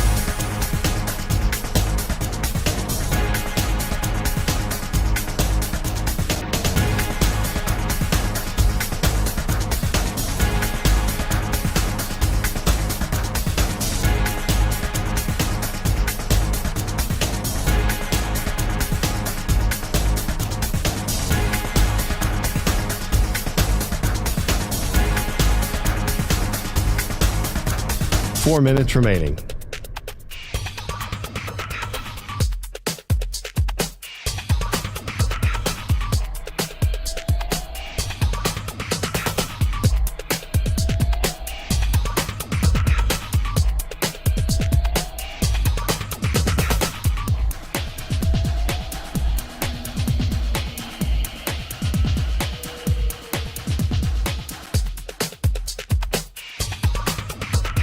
Three minutes, 30 seconds remaining.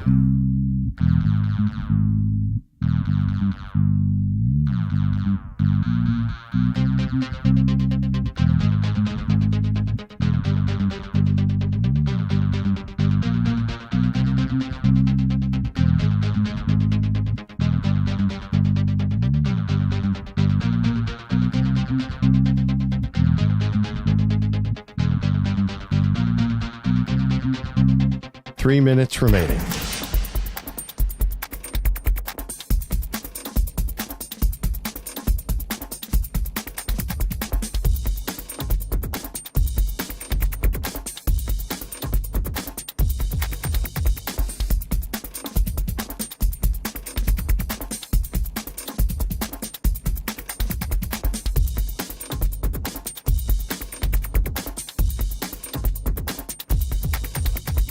Two minutes, 30 seconds remaining.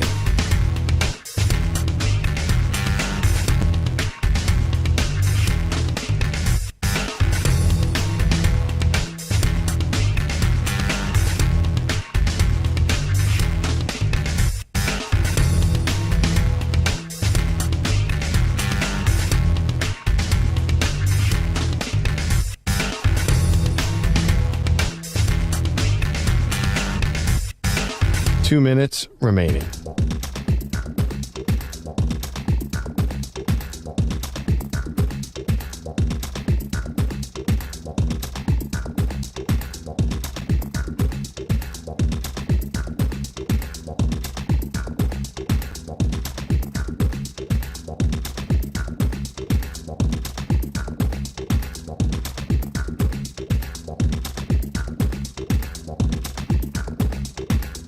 One minute, 30 seconds remaining.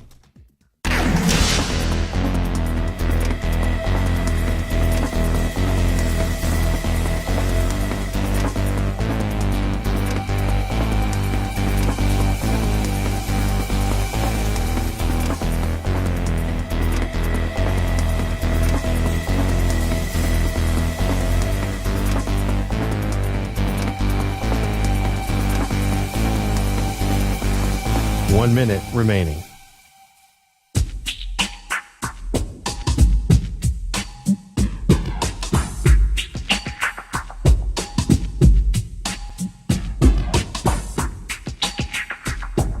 Forty-five seconds remaining.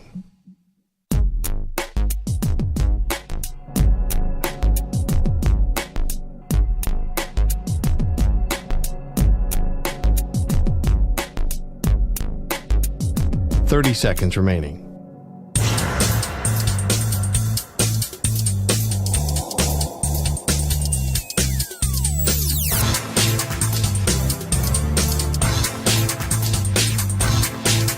Fifteen seconds.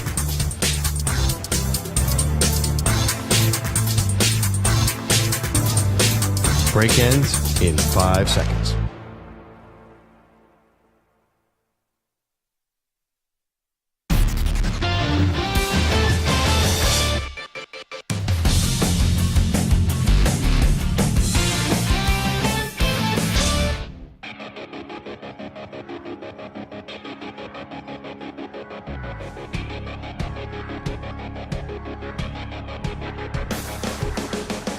Now back to the Zach Gelb Show.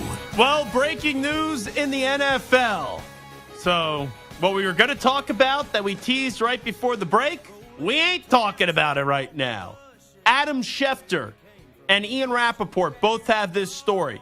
Ian Rappaport, the Broncos are moving on from quarterback Russell Wilson, closing a tough chapter for the team and allowing coach Sean Payton and Wilson to start fresh. Wilson is available for a team needing a starter. Denver avoids an extra $37 million in fully guaranteed now. So this is not surprising. We all knew that this was going to happen.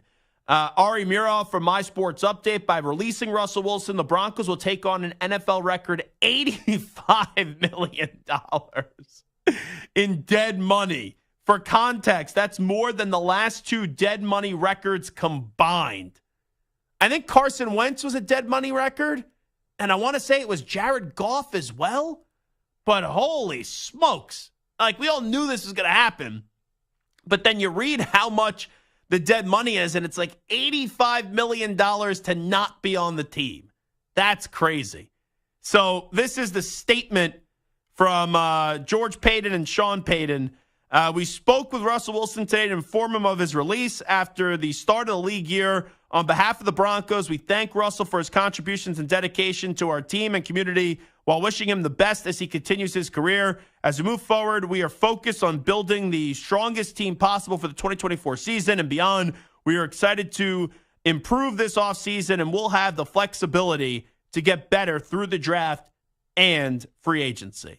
I think that's nice that they threw Sean Payton on this statement because, he doesn't have anything positive to say about Russell Wilson. And let's just be real about this. There's a lot to discuss about the future of Russ. But I think the more intriguing part of this conversation is the future of Sean Payton. Because we all know Sean wanted the Chargers job. The Chargers, at the time when Sean was available, didn't fire Brandon Staley. A year later, they get rid of Brandon Staley. Sean's with the Broncos. Jim Harbaugh lands with the Los Angeles Chargers.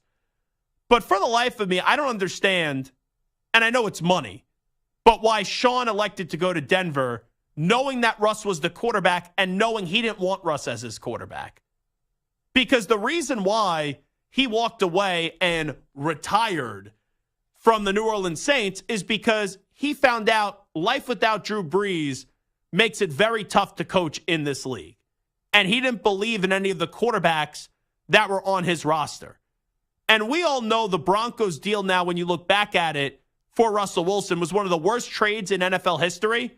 And there is a legitimate chance that what happened these last 2 years makes it even tougher and prevents Russell Wilson from getting into the NFL Hall of Fame. And it has damaged his reputation. It's damaged the way that we look at him. But I would say that the next 2-3 years is going to define how we view Sean as a head coach. Because in New Orleans, what he did was magnificent. It was wonderful. It was spectacular that he brought that team and that city that needed something to look forward to and needed something to be optimistic about, a championship. But it did feel like they should have got more than one championship. And now Sean has been arrogant in Denver, didn't want to make nice with the quarterback, was very slimy in the way that they went about trying to get Russ to get the guarantees out of his contract and the injury guarantees and all that stuff. They wanted it waived. But now we're going to find out how great of a coach Sean is. And when he was in New Orleans, no one ever questioned his legacy. When Russ was in Seattle, no one ever questioned his legacy. Now we question the legacy of Russell Wilson. And if Sean Payton doesn't get this right in the next 2-3 years and make this team serviceable, make this team good, then we're going to question, well, how great of a coach is Sean actually? So this is, I think, more enormous for Sean than it is Russ. Because Russ will land somewhere else. I think Russ, and I believe Russ's camp, is not going to steer him in the wrong direction here. Russ doesn't need the money. Russell Wilson, this contract hasn't even kicked in yet, this extension. So he's going to take a cheap, and I mean a really cheap, one-year deal. Whether that's with the Steelers, whether that's with the Falcons, whether that's with Stu's Raiders, the Minnesota Vikings. He's going to go to a place that it's not a great spot, because if it was a great spot, they would have a quarterback already intact, but where there is a number one wide receiver. Like, you look at the Vikings, there's Justin Jefferson. You look at the Raiders, there's Devontae Adams. The Falcons, Drake London is a very good wide receiver in this league. The Steelers, at least you have George Pickens. He will go to a place where it's not impossible to go make the playoffs. And he will take a very, very, very cheap deal. And I'm not saying Russ will ever be a great quarterback again, But he did show this year that he could be solid. He did show this year that he could be above average. Like, here's the part that gets lost on this. Russell Wilson didn't have a terrible season this past year. And that's why it's even more on Sean and puts even more pressure on Sean, because you didn't even give this relationship a chance. You didn't even try to turn around and salvage his career. And the Broncos have a lot of work to do. Like, you look at the Broncos offense or their entire team, who are the players that you must have? Like, who are the guys that are untouchable? Patrick Surtain? And that's probably it. That offense, Jerry Jeudy thinks he's like the greatest wide receiver of all time. Newsflash, he's not. And this team, what is going to be their plan at the quarterback position? Because you look at it right now, are you getting Kirk Cousins? Why would Kirk Cousins go there? Are you getting Justin Fields? A potential option. I don't think a bad option. But if Justin Fields had problems succeeding in Chicago, why would then he succeed in Denver, where the weapon that he had in Chicago this past year was vastly better in DJ Moore than anything the Denver Broncos have on offense? So I look at the future of the Broncos, who currently sit at 12 in the draft. They got to be a major player to go trade up in this draft. Because sometimes you could wait on a quarterback. I don't know if Denver could wait. I really don't. Because guess what happens? Denver, they were 8-9 last year. But it actually, the way the season started, looked like it was going to be a whole lot worse than 8-9. And they got hot for a little bit, and then down the stretch, they showed that they weren't that good of a team. But in all likelihood, next year, the Broncos are going to regress. And I know how this works.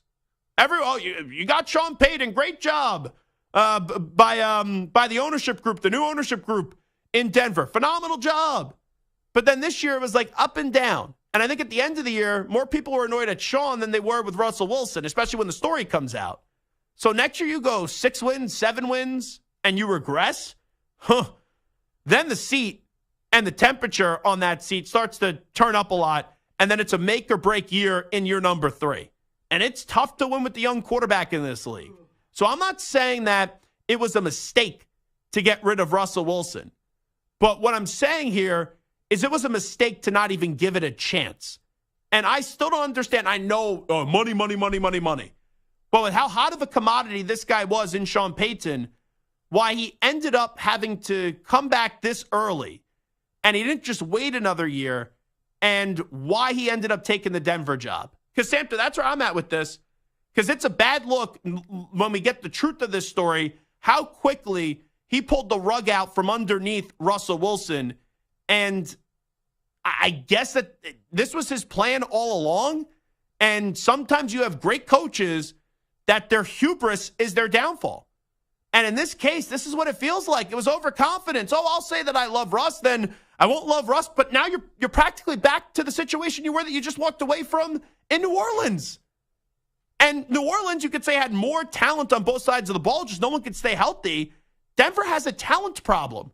So now you need to not only improve the rest of the roster, you now have to improve the most important position in sports, where Russ could have been a placeholder for another year that would have given you another year where you could just prevent the ship from sinking. Now, it looks like the ship is at the bottom of the ocean, and you got to quickly find a way to pull that thing up and just get it to smoothly sail again.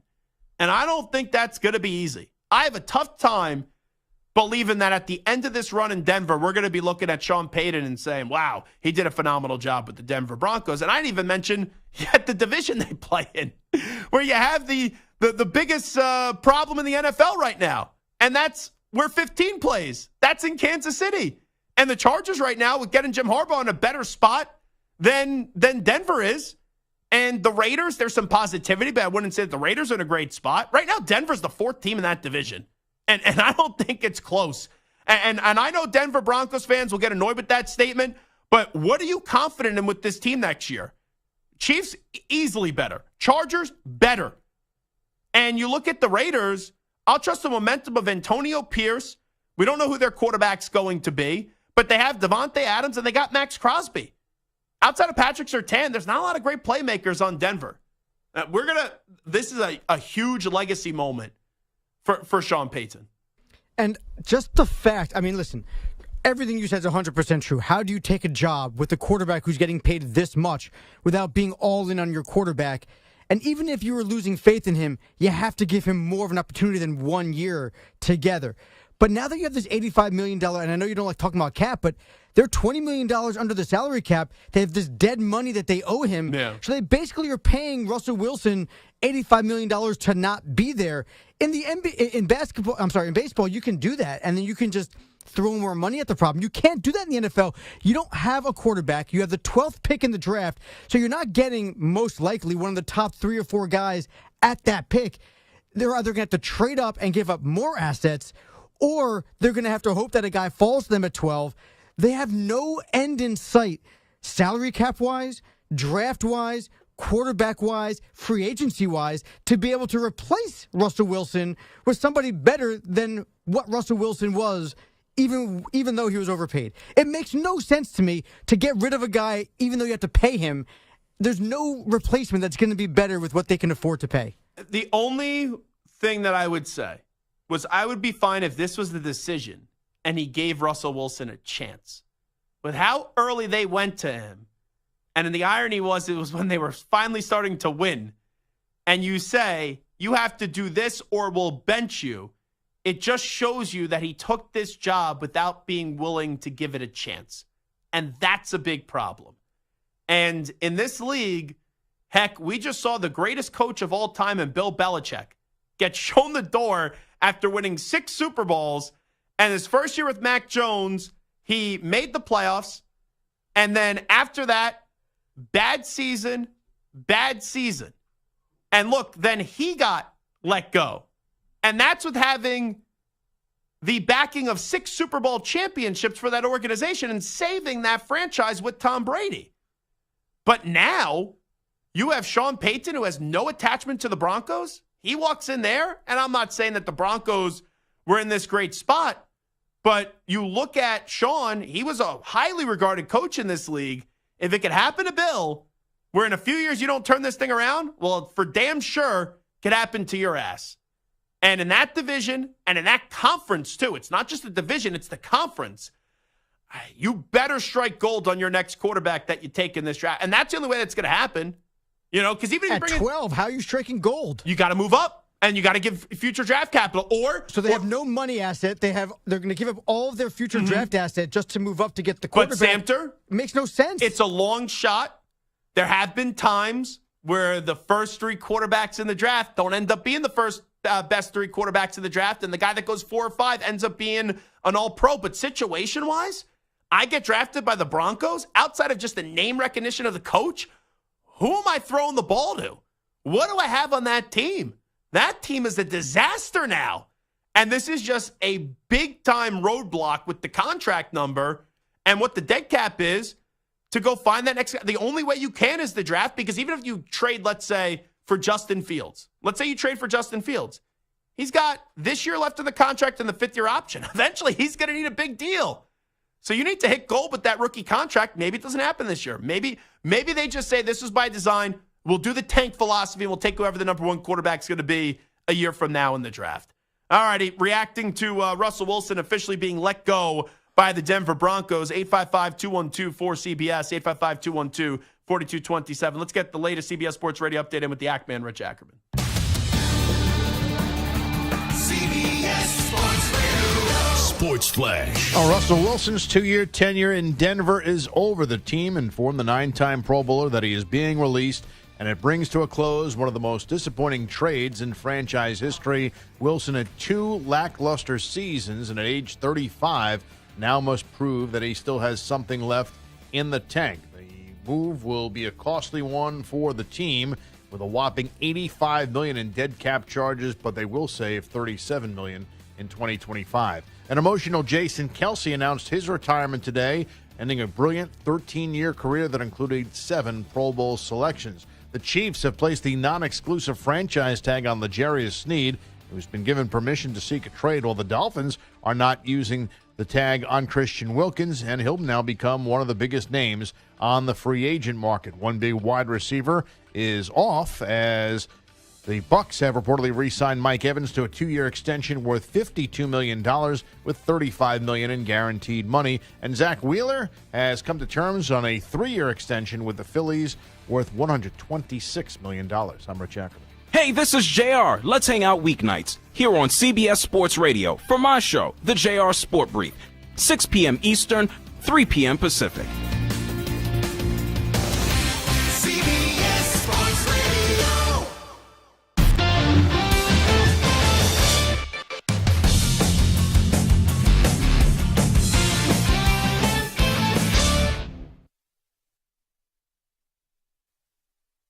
You're in a 5-minute break.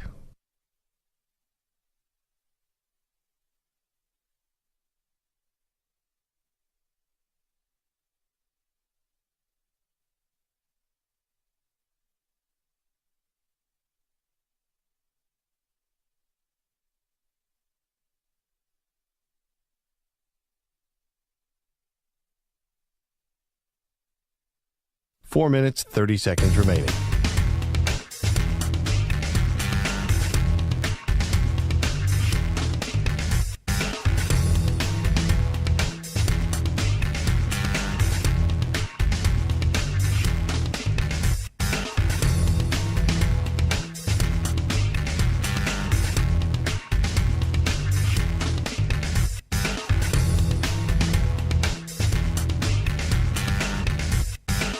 Four minutes remaining.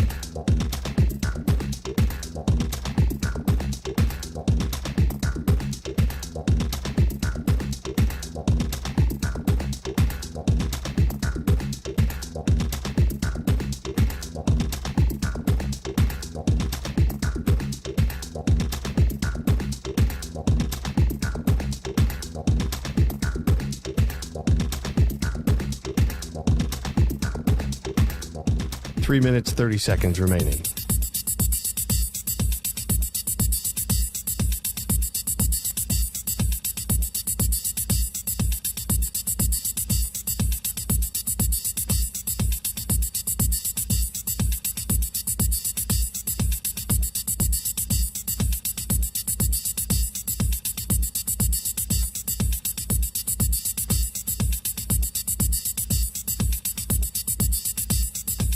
Three minutes remaining.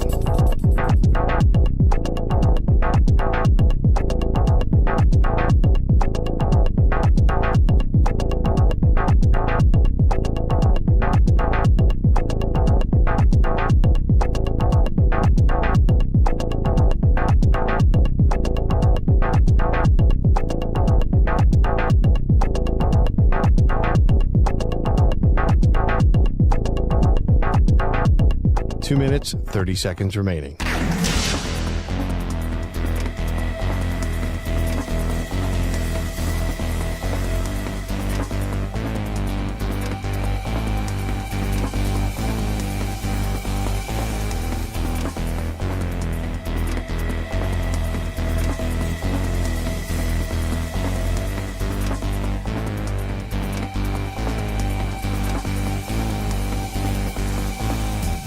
Two minutes remaining.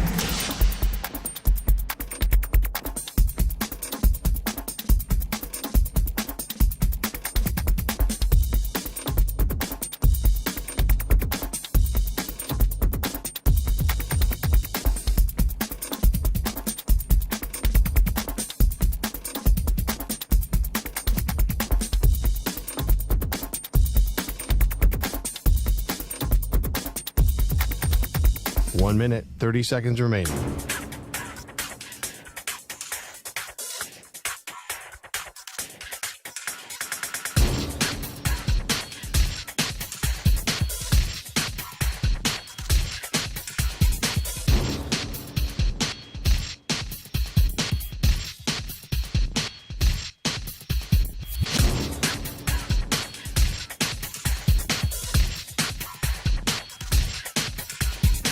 One minute remaining.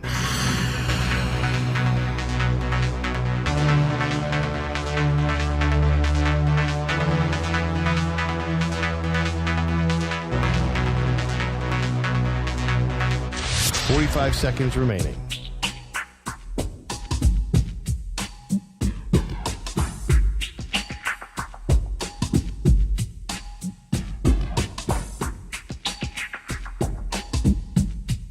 30 seconds remaining.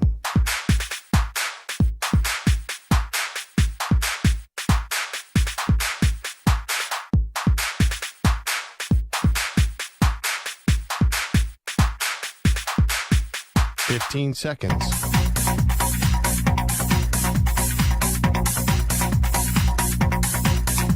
Break ends in 5 seconds.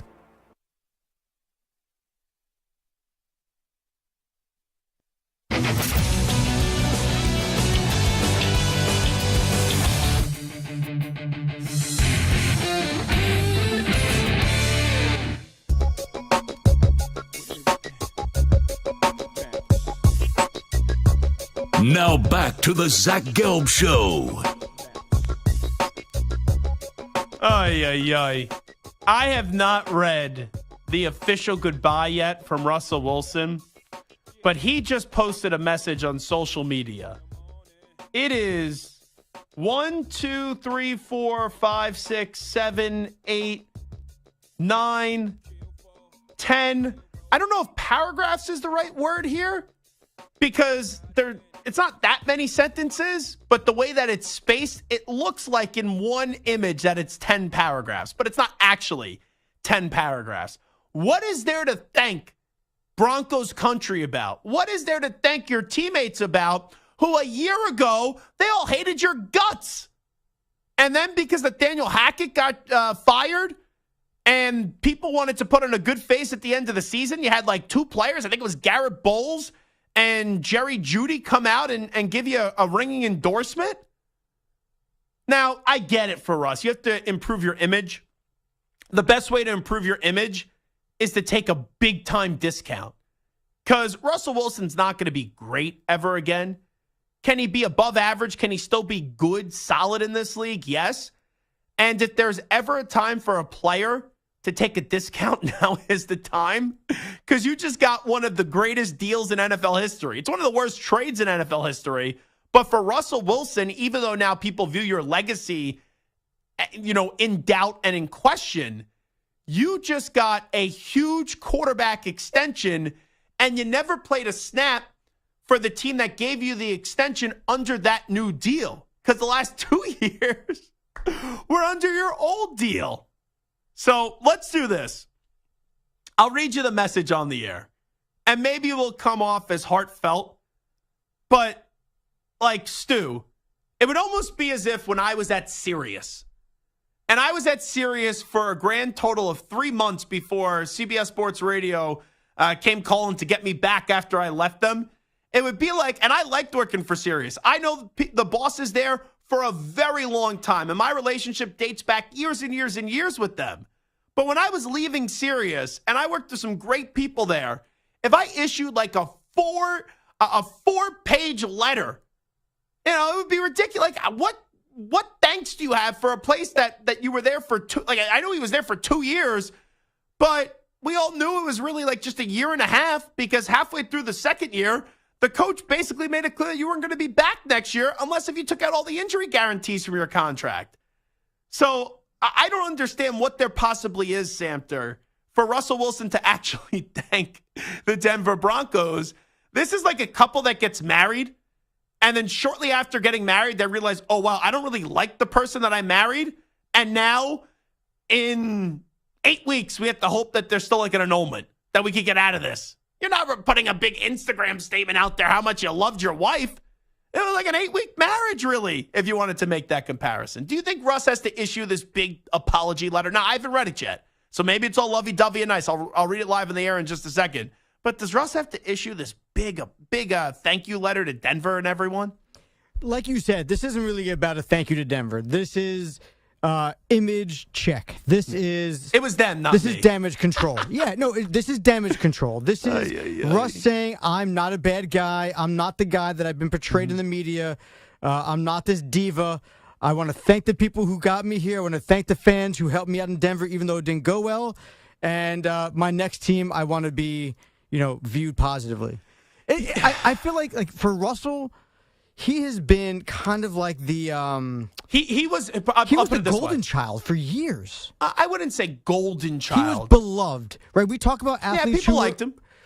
he was just undislikable. And then as the Legion of Boom started disbanding and people started talking about Pete Carroll and Russell Wilson, guys like Richard Sherman and Michael Bennett kind of saying negative things about Russ and the offense and Marshawn Lynch and all these things, we started kind of changing the narrative around Russ, and that narrative has slowly kind of taken a slow kind of, and this year it fell off a cliff. I mean, he was slowly kind of going down from being up here to slowly down to the middle of the range, and then he just plummeted to below sea level. Oh, I actually have a different view on that. I think last year is when it plummeted, and this year, I actually think people had sympathy for Russ. People had sympathy for Russ maybe over the past couple months, as like you said, the stories start to come out about how this was. The last 2 months of the NFL season was the best thing to happen for Russell Wilson because it saved his image. It went from being the guy that was, I don't want to say a malcontent in the locker room, but he was selfish. The ego became too big. He's more focused on being a star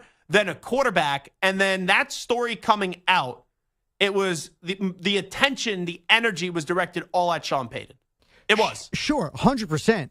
But it didn't change any of the narrative about Russ. Russ had a good season this year. Right, no, but what I'm saying is it didn't change the narrative about Russ. It just deflected some of that negativity away from Russ. Okay. It didn't add any new positivity. It wasn't like Russ did something spectacular. I think people talked about Russell Wilson a lot more positively. But anyway, I want to leave enough time to read this message because I may not be able to get this accomplished in 2 Everybody, minutes. that's Zach's way of telling me to shut up. Yes, very nicely, Joe. Job done. I'm glad you were able to get that read. Broncos country. Oh, geez, let's ride. No, he didn't say that. Baby. He said, thank you.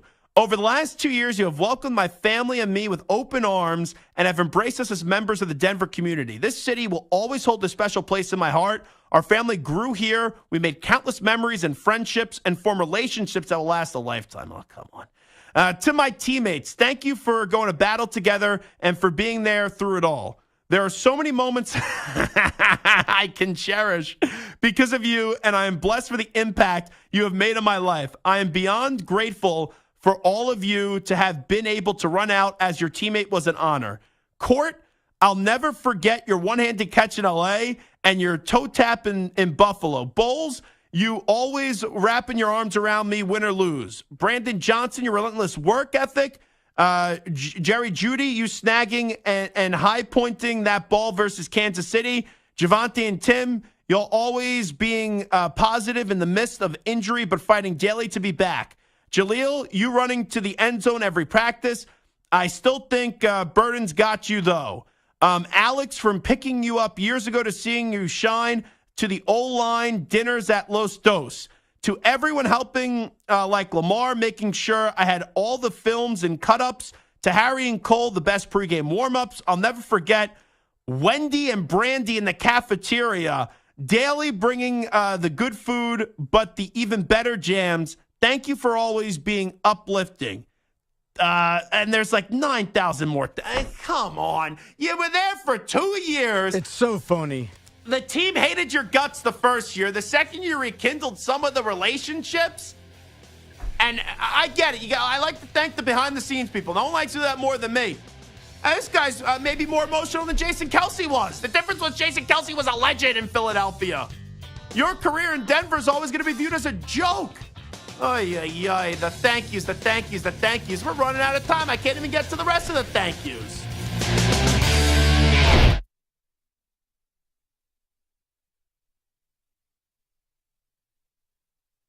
You're in a 5-minute break.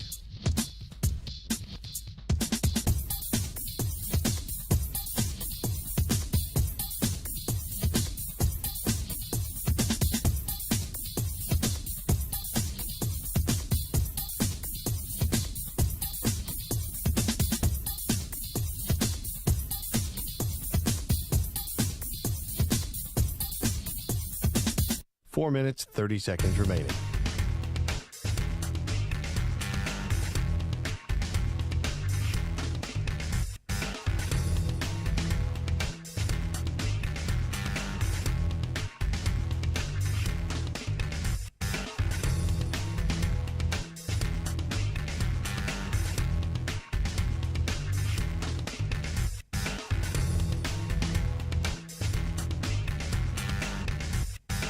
Four minutes remaining.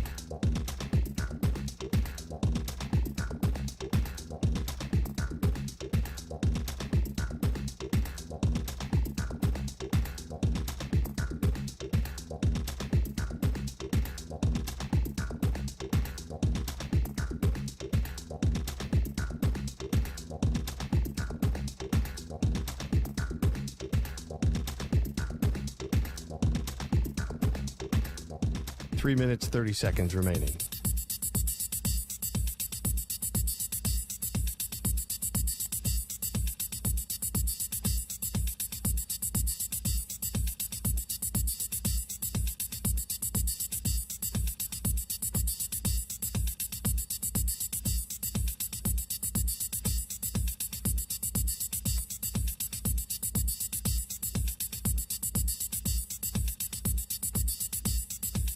Three minutes remaining.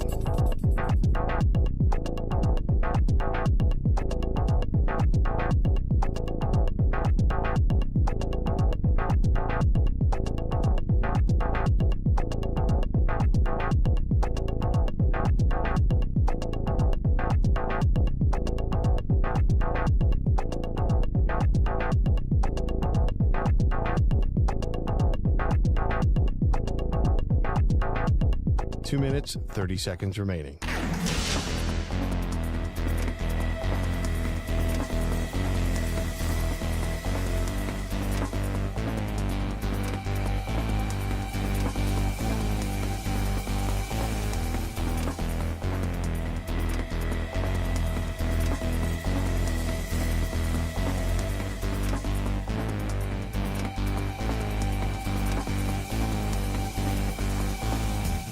Two minutes remaining.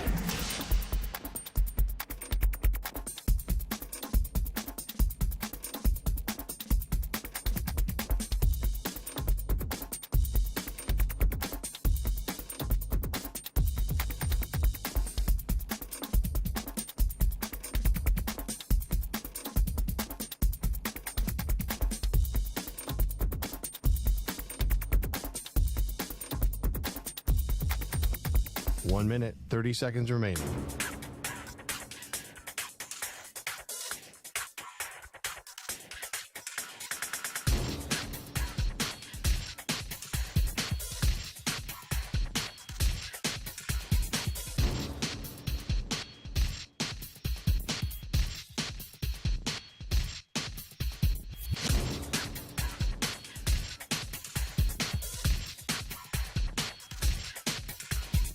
One minute remaining.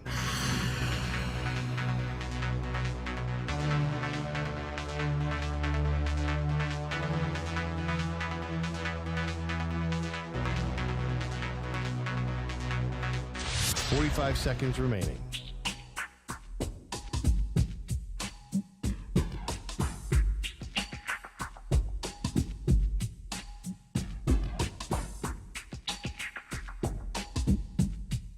Thirty seconds remaining.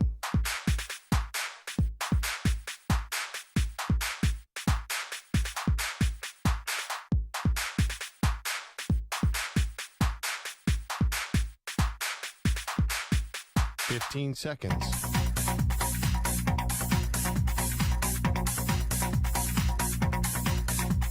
Break ends in 5 seconds.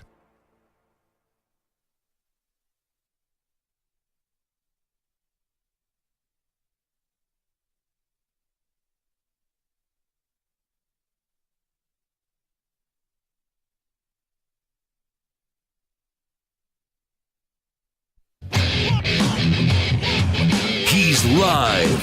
He's nationwide on CBS Sports Radio. This is the Zach Gelb Show.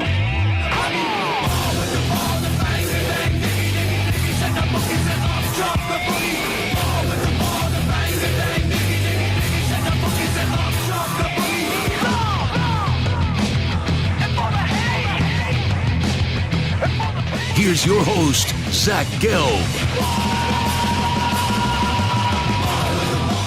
Alrighty, hour number 3 of our radio program. Welcome on in on this Monday. It is the Zach Gelb Show, coast to coast on CBS Sports Radio. Fun first 2 hours. Good to be back after a little vacation for yours truly.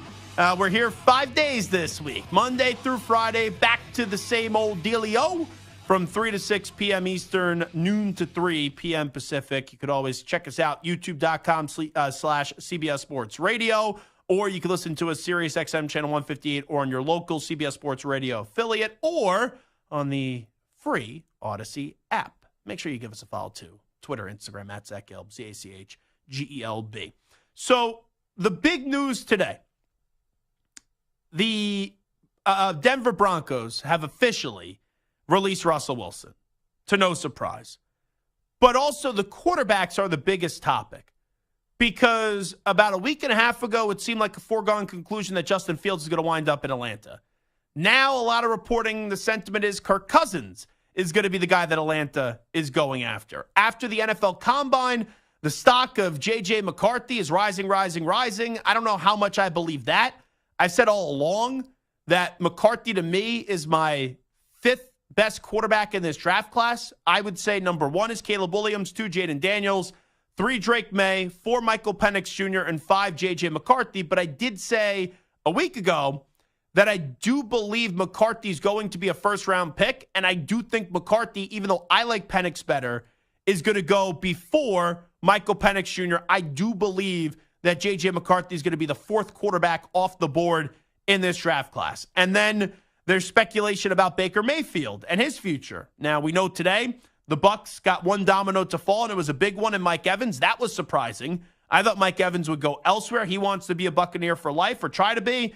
2-year contract for Mike Evans. $52 million is the contract. $35 million is fully guaranteed. So with all this speculation about quarterbacks, what we're going to do now is Samter is going to give me the quarterback.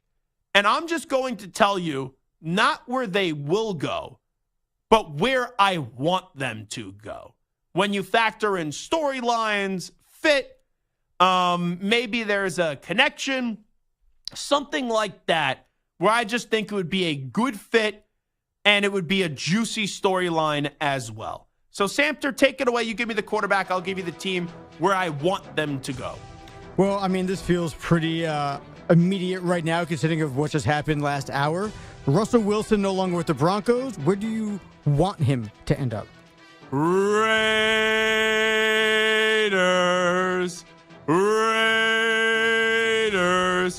I want Russell Wilson to go to Las Vegas to just stick it to Sean Payton. I don't think Russ is a great quarterback. Duh, that's why he just got released. That's why it's the largest dead cap hit in NFL history. But Russ could still play some good football. He improved this year as a quarterback. He went from his stock from being into the toilet to getting unclogged a little bit, and now we'll see when the toilet's going to get clogged again. But you put Russell Wilson on the Raiders, and we get to see him go directly up against Sean twice a year in Denver. That would be fun. And you're going to get him on a cheap deal, so there's no long-term risk. And not only that, it's a stopgap guy. And you could maybe go get your quarterback of the future in the draft this year or next year and have Russ be the mentor. And Russ, who doesn't have really any bargaining power or any wiggle room to make a mistake, so he has to be a perfect teammate or else he's going to be out of the league in short order. So I want to see Russ go to Las Vegas because at least I get to see him battle it out against a team that just released him and give him a raw deal, not the contract. I'm just saying an opportunity to succeed this year because Sean already had his mind made up about Russell Wilson before he even stepped foot in the building with the Denver Broncos. So I'm on the Russell Wilson to the Raider train. Let me ask Stu, though, real quickly. That's the more important opinion. I mean, nothing against you, but coming from a Raiders fan, I mean, this is valuable. As I said, 33.3% on this show until there's a big critical decision. This is not a big critical decision. And when I talk about the Raiders, Samter, I can't call you an expert on the Raiders. I can't call myself an expert on the Raiders, but there is one person in this studio that has their life impacted by the Raiders. Stu is always a miserable-looking human being during the football season. Any other time that we're not in football season, Stu's walking around like the nicest person in the world. Everyone loves Stu. But in football season, he could be a royal pain in the ass because he gets moody, but we all give him a pass because we understand why he gets moody. It's because 9 times out of 10, his football team usually sucks. And they do things that make no sense. So, Stu, or actually, let me make this proper in this conversation. Stuart, we get a breaking news alert in 3 weeks from now. Dun, dun, dun, dun, dun, dun, dun. The Raiders have signed Russell Wilson to a 1-year deal. $10 million? $15 million? Is it even going to be that high? with all the money that Russ has guaranteed coming his way. But 1-year deal for Russell Wilson at a low cost, you are saying? I'm in. I'm happy. It is definitely not something I thought I would say, maybe a few months ago, but I would be happy with him. He's not my first choice. Obviously, guys like Kirk Cousins and Justin Fields would probably be 1 and 2, but or trading up into the top 3 of the draft. But aside from those, which all think are probably unlikely, I would take Russell Wilson, definitely. And also, let's peel back the curtain here. Stu's best friend in life is Anthony Gallo, who works here at CBS Sports Radio and WFAN down the hall. Gallo is the biggest Bronco fan that anyone in this building knows, and he's obnoxious about his love for the Denver Broncos. He is. And Stu doesn't get many victories in football, but this would be like your Super Bowl if Russell Wilson can go to Las Vegas and be better than the Denver Broncos and beat them twice a year, so you could just talk crap to your buddy Gallo. Yeah, that would be a nice added bonus. I would definitely agree with you on that. So we know what's going to happen here. 13th pick of the draft. Raiders take Bo Nix. Oh, that would be just terrible. Terrible for Stu. I do think, though, the Raiders, if they're going to move up, they need 2 things to happen for their ideal plan to work. Number 1, it needs to be Williams, and then Drake May go 1 and 2, which I don't think it's going to be the case. But I think if they're going to move up, it's only going to be for one guy. And that's going to be for Jaden Daniels with the connection that Antonio Pierce has with Jaden Daniels going back to their days together at Arizona State. And I would not be happy. This would be good for the show. But I would not be happy with Jaden Daniels on the board if the Patriots move back to 13. Because then I don't get Jaden Daniels, and then I don't get Marvin Harrison Jr. It's too far of a move back. But I could get a bunch of future first-round picks and hope that the Raiders just continue to be the Raiders. But that's the one guy I think the Raiders would move up to go get in the draft, and it's Jaden Daniels. Outside of that, they take a quarterback in the first round. I don't know if I love that. All righty, next quarterback, Samter. Well, we talked about him a little bit earlier on in the show. How about Kirk Cousins? Where do you want him to go? You like that? You like that? Atlanta. And I said it earlier, I'll say it again. I don't ever believe Kirk Cousins wins a Super Bowl in Atlanta. Hot take. But the take I would have is I could see, not that they definitely will, but I could see the Falcons having a ceiling of making the NFC title game next year with Kirk Cousins as their quarterback.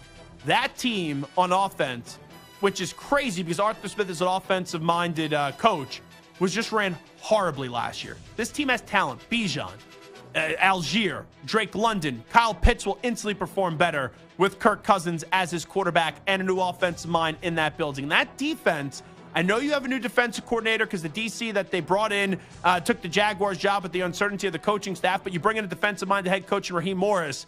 That defense played well last year. That defense improved, and they have a good young secondary. So I would like to see Kirk Cousins land in the ATL.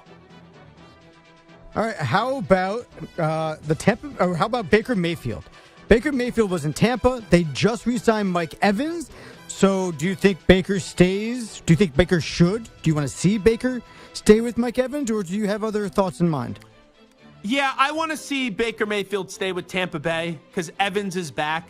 It would suck for Mike Evans to be so loyal to Tampa Bay. And I'm not saying that Baker Mayfield's a Hall of Fame quarterback. Obviously, he's not. But then you don't bring back the guy that he just had a good connection with. And I don't think there's a great alternative out there or an upgrade out there. Like, I don't believe Kirk Cousins is going to Tampa Bay. It would be better quarterback than Baker Mayfield. I don't believe Justin Fields is getting traded to Tampa Bay. I think you run it back with Baker on a fair 3 or 4 year deal. You structure it the right way with the guaranteed money and all that, where you kind of make it really a 2-year deal that gives you some outs and insurance in case Baker's not the guy that he just showed this past season. But I like what Tampa Bay did this past year. I would bring back Baker Mayfield. I would like to see that marriage continue. All right, how about if Justin Fields isn't going to Atlanta, where do you want to see him go? Colac, Minnesota. The Minnesota Vikings. And similarly to what I just said about Russell Wilson, I like to see a quarterback staying in division and you get that rivalry. It would be fun when you look at that NFC North and you know what the Lions are, you know what the Packers are building right now, but you have the Bears make their move on Caleb Williams, and then Justin Fields gets traded in division. There may be a tax for that, so you may have to pay a little bit more than some other teams outside of the division. and you have Fields going up against the Bears twice a year. And, oh, yeah, by the way, Fields gets the explosive Justin Jefferson, Addison, who's going to be a really good wide receiver in this league. TJ Hawkinson is on that roster. And Minnesota really doesn't have much of the running back position. And you bring in a quarterback that has a lot of mobility. There will be a ton of yards gained on the ground. That would just be a fun Madden type of offense in Minnesota. So I would like to see Justin Fields land in Minnesota. All right, now we're going to start looking a little bit towards the draft. Caleb Williams, where would you like to see him go? The Bears have needed a quarterback forever. Forever. And you hear that Caleb Williams is supposed to be a transcendent quarterback. I want the people of Chicago that have been tortured for years to actually get that guy.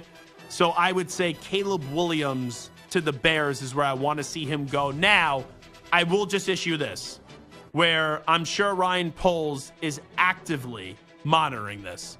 We have a mush here on CBS Sports Radio. We have someone on CBS Sports Radio who is wrong 9.8 times out of 10. Not me. No, you're not 9.8 times out of 10. I mean, go Chiefs. Well, all of us are more wrong than we're right. It's just the nature of this beast. But this person has unique ability to be as wrong as anyone has ever been able to be wrong in the history of sports talk radio. And that's Hot Take Hickey. And this video was released an hour ago. I'll give Hickey a little plug here, a little pop. I like Hickey. Ryan_Hickey3. Caleb Williams to me is bust proof. Williams is someone that I think 5 years from now is going to be pushing Patrick Mahomes to be the best quarterback in the NFL. Ryan Poles, you may want to rethink about drafting Caleb Williams now because of Hot Take Hickey. This is the same Hickey that predicted USC was going to win the national championship this year. And how did that work out? Not great. They didn't even come close to making the playoff, winning a national championship, or even competing for a Pac-12 championship. So Hickey is doubling down here, his love for USC to now his love for Caleb Williams. And I just hope that when we're sitting here 5 years from now, we're not saying Caleb Williams is the biggest bust maybe in NFL history because of Hot Take Hickey. So be careful, Bears fans now. Oh, man, I feel so bad for Caleb Williams. He had such promise, and then, man, just the wrong horse backed him. How about Drake May? Do you think he goes number 2, number 3, drops down later? Where would you like to see him go? So I'm going to be selfish here.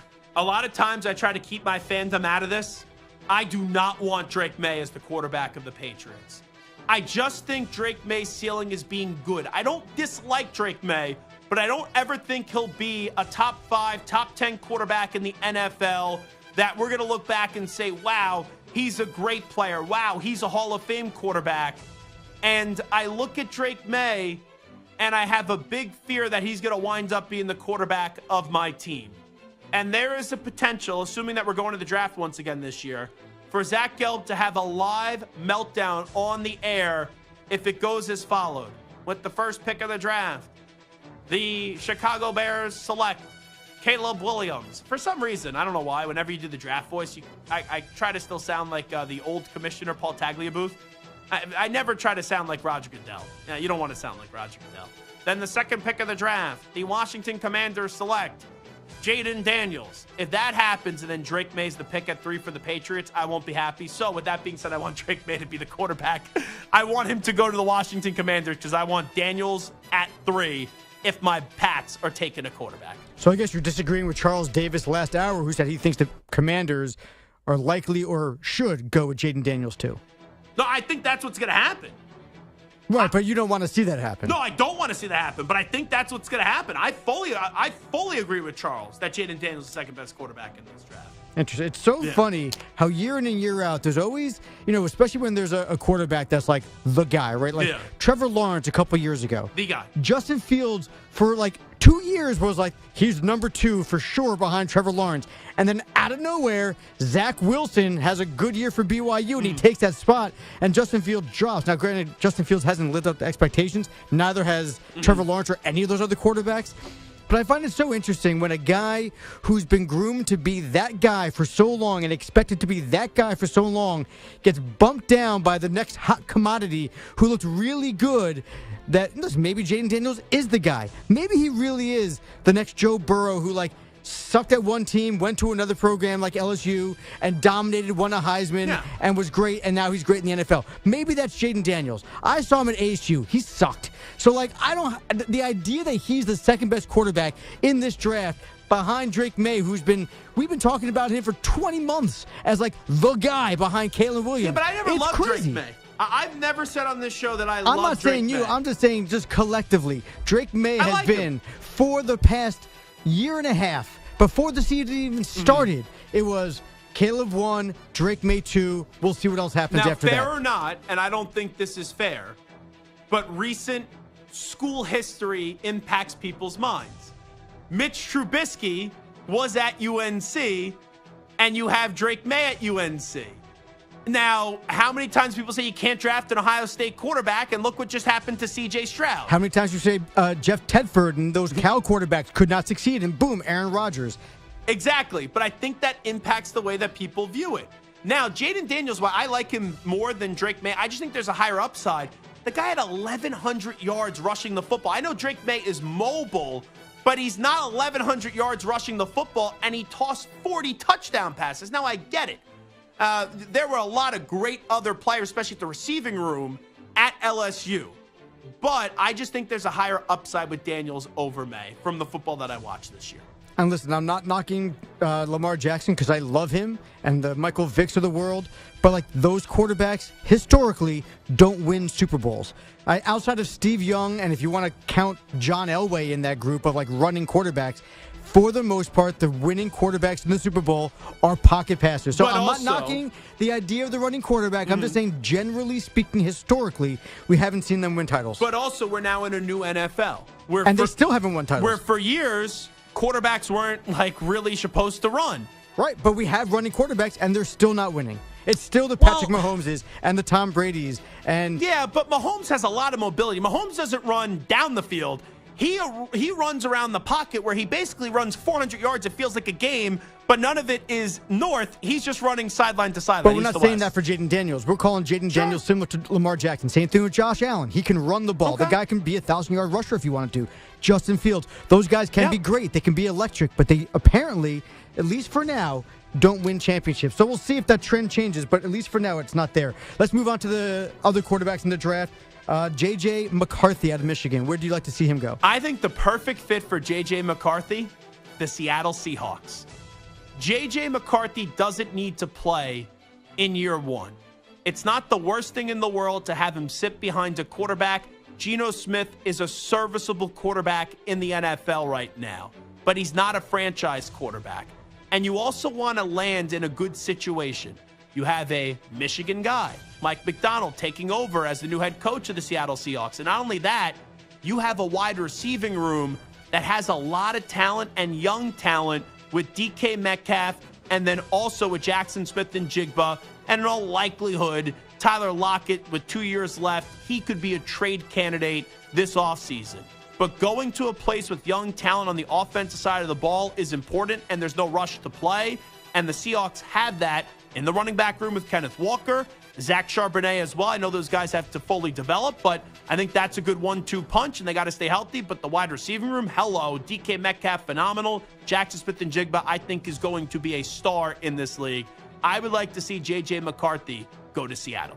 And did you see McCarthy's comment about the 3 receivers he'd like to throw the ball to?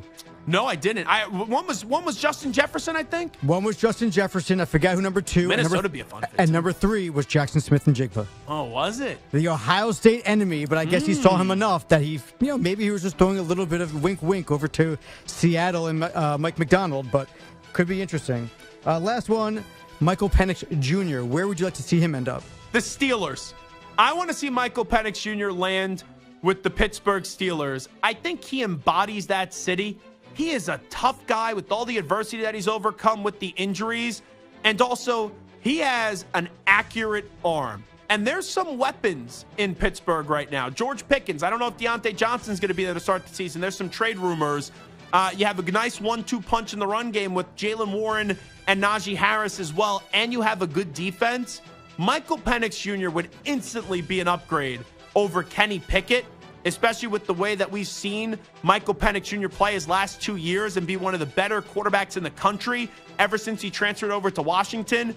I just think a fit of a city and then also a coach with the quarterback, Michael Penix Jr., I think would excel with the Pittsburgh Steelers.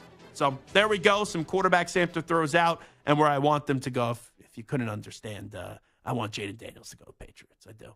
Either Daniels or Marvin Harrison Jr. Now, you know what could also be a possibility for the Pats, Samter?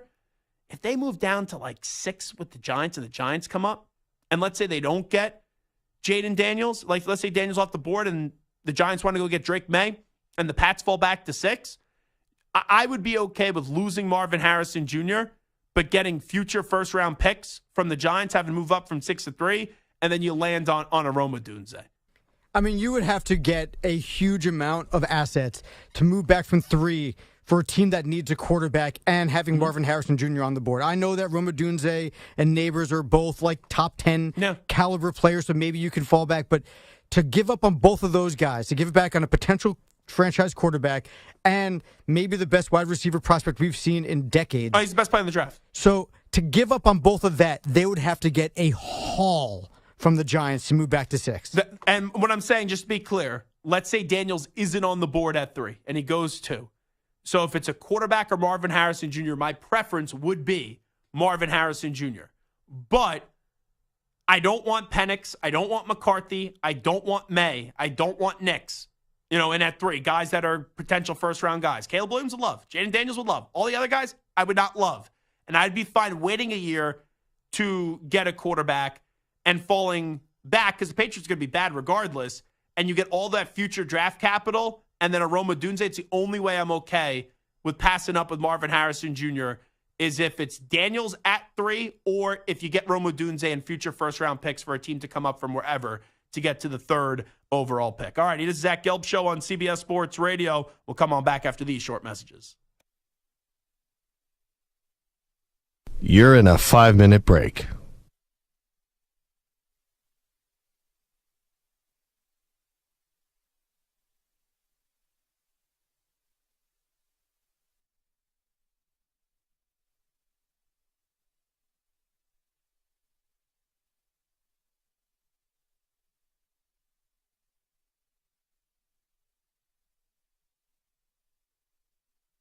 Four minutes, 30 seconds remaining.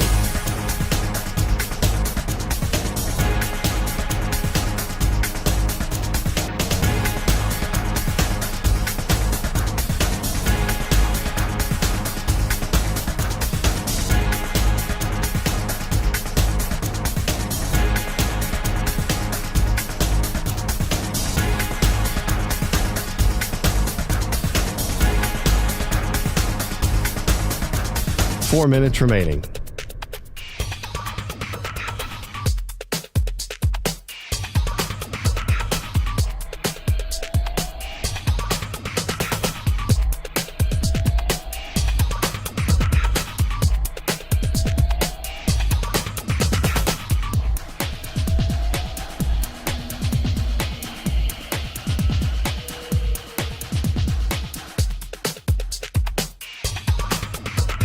Three minutes, 30 seconds remaining.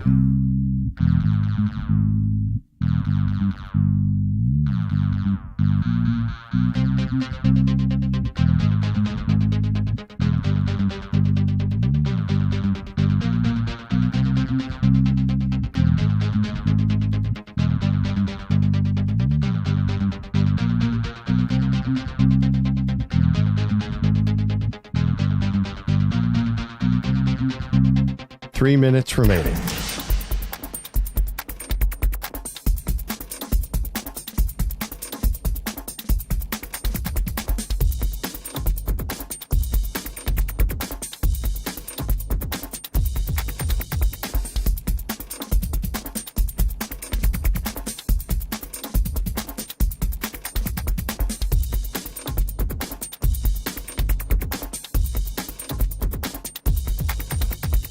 Two minutes, 30 seconds remaining.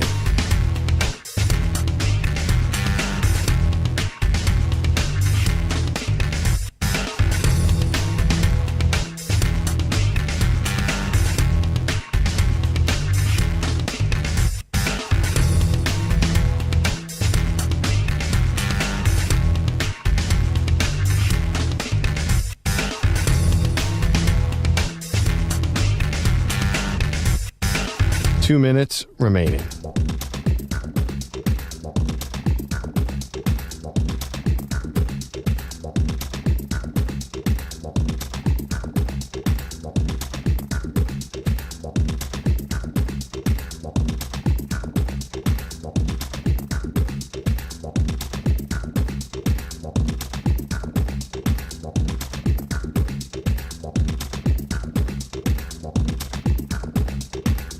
One minute, 30 seconds remaining.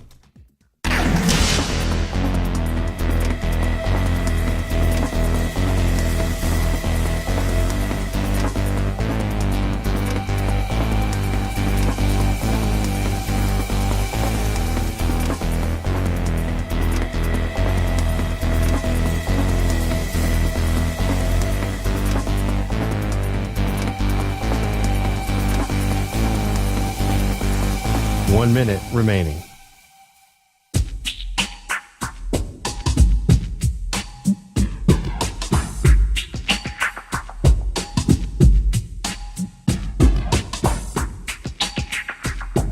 Forty-five seconds remaining.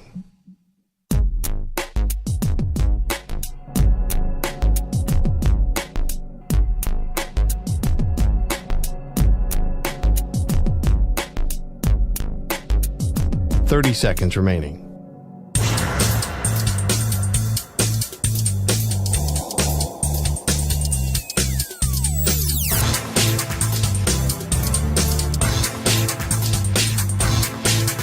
Fifteen seconds.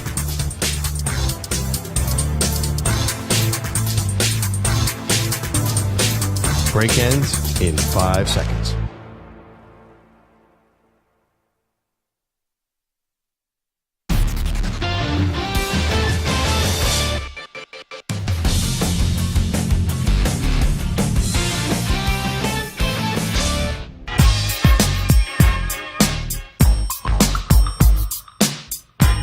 Now back to the Zach Gelb Show.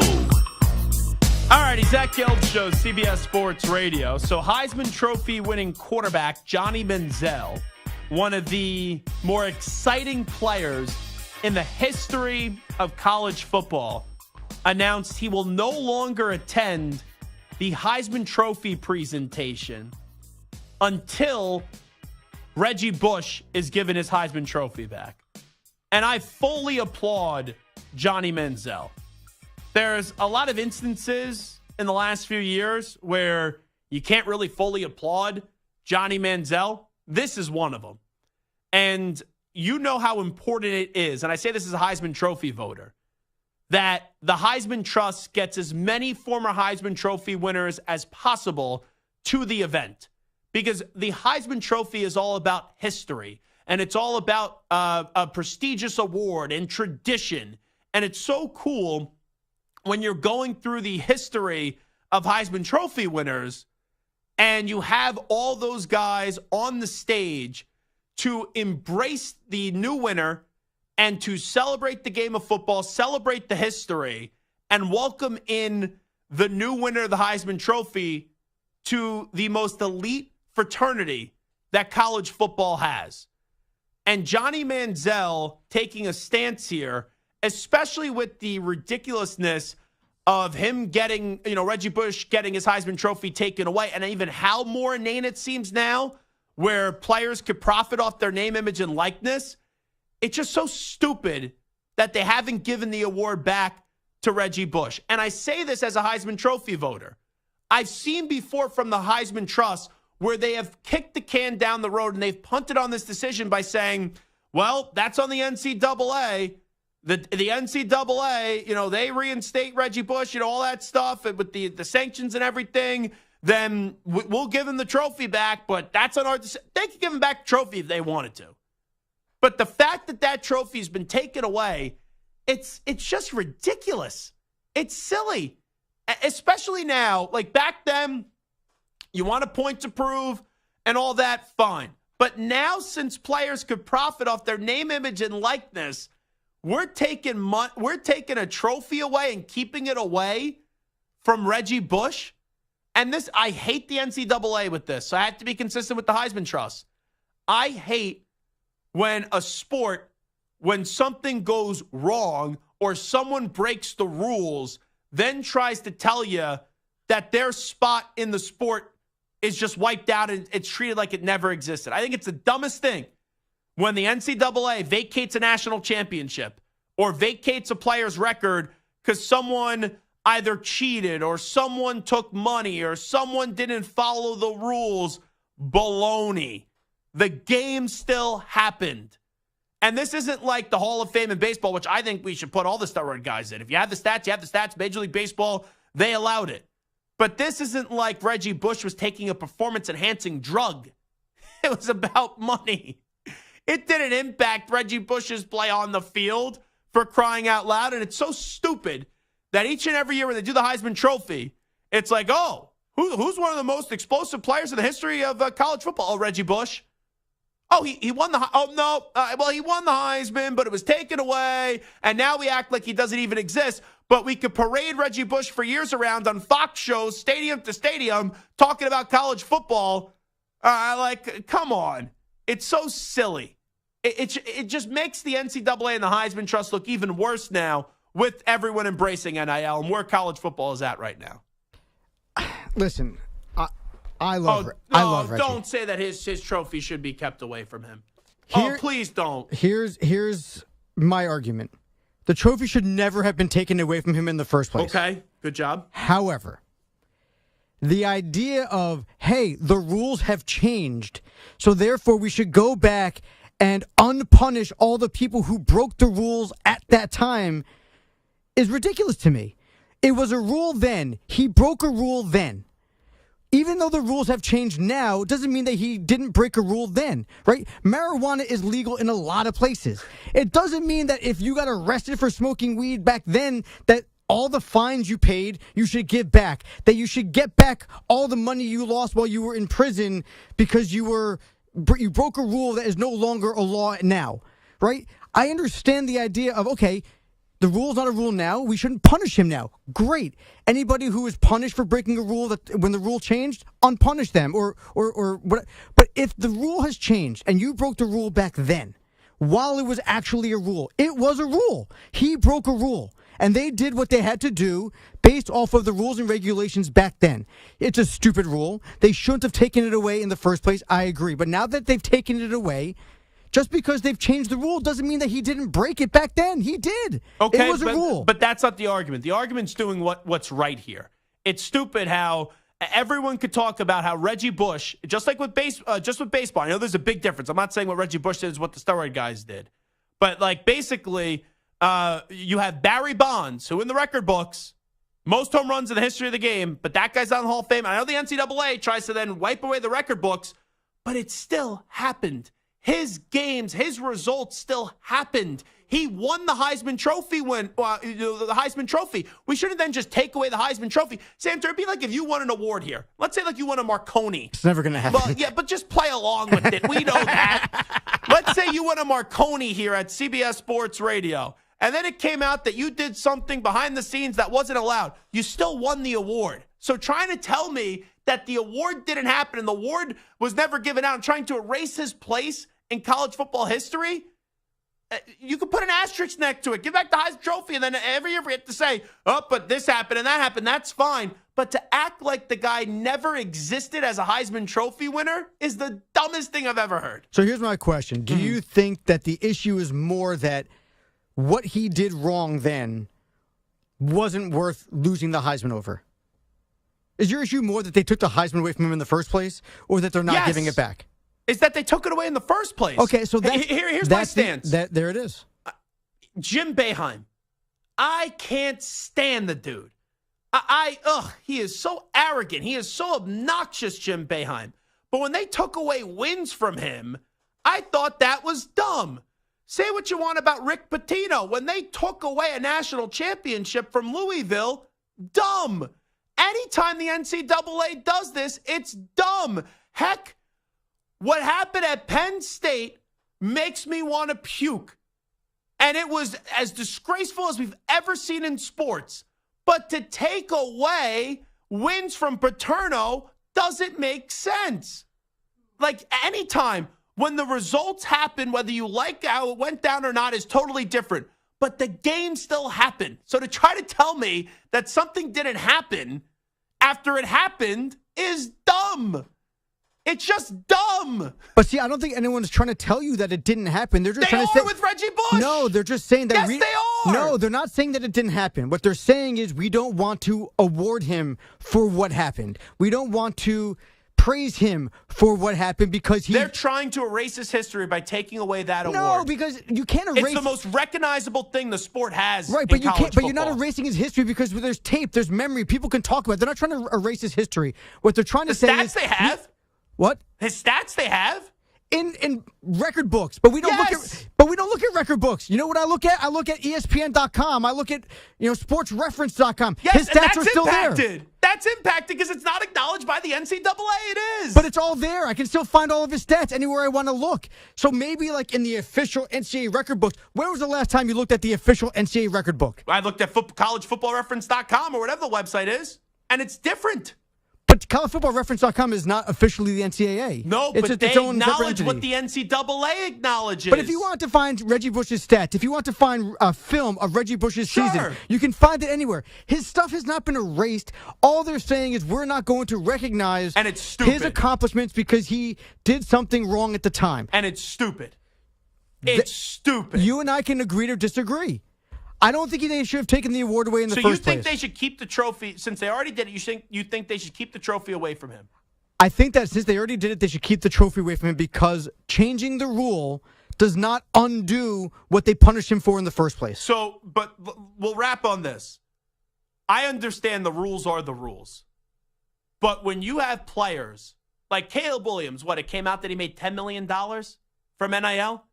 Well, guess what would have happened back in the day? They would have dropped a bag of cash to Caleb Williams if he played 15 years ago, and he still would have got this. You he can't still would have compare. got the same amount of money. So you can't Caleb compare Williams and because everyone now else could NILs go are a on. thing. It's Caleb not. Williams and everyone else could go make this money now. But it's now just allowing the practices to occur, and there's all these other problems with NIL. But we have to take away Reggie Bush's Heisman for things that we allow now because we realize that it was wrong.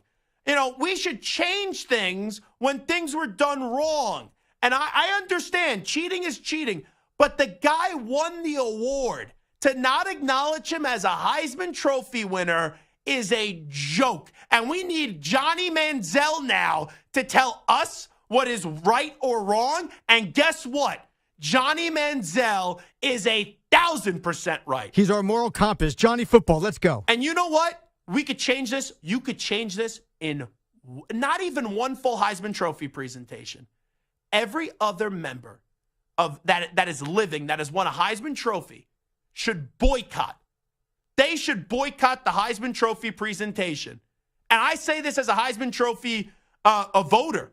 I would not go, like you see Manziel do this, I would not go to the Heisman Trophy presentation if I won the Heisman Trophy presentation because it's bullcrap. It's absolute bullcrap that Reggie Bush doesn't have that award. Give him back the damn award. And you could say, it's the NCAA's fault, it's Heisman Trophy. I don't care whose fault it is. Give him the damn award back. He deserves it. Reggie Bush should have his Heisman Trophy back. Enough of this. It's so stupid. Guy does this, guy does that for the sport. Guy is this decorated. He wins a trophy. He took money. His family took money years ago, and now we take away the Heisman Trophy from him. And we still hold it against him when every other player that plays in the sport is making money. Come on. This is so stupid. And what frustrates me and drives me crazy to no end is just repeated incompetence. And how every year this guy doesn't have his Heisman Trophy back is just a freaking joke. Let's get to the latest CBS Sports Radio update with Richard Ackerman. CBS Sports Radio. Sports Flash.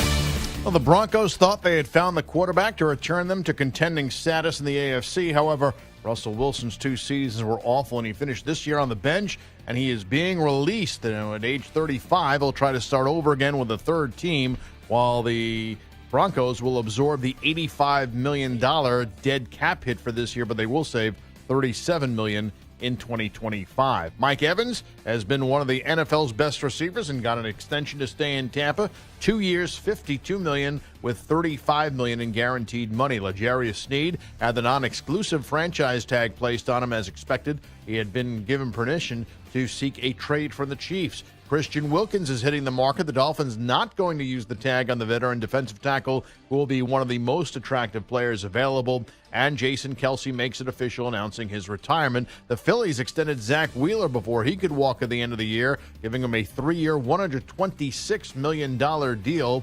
And also today, the New Jersey Devils have fired head coach Lindy Ruff in the middle of his 4th season. He recently got an extension in the fall. I'm Rich Jacob.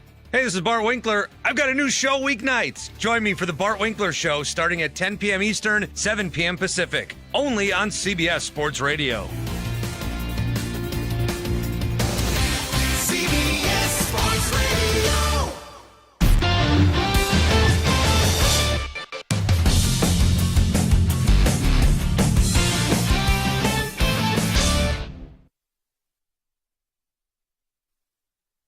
You're in a 5-minute break.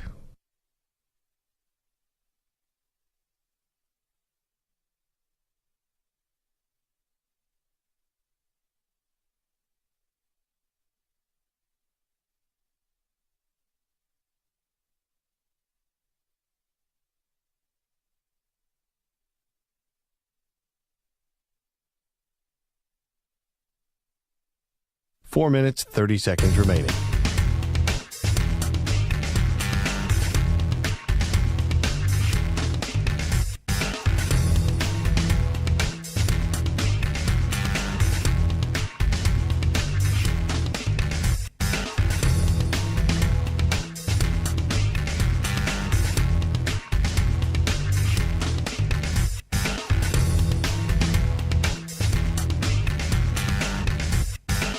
Four minutes remaining.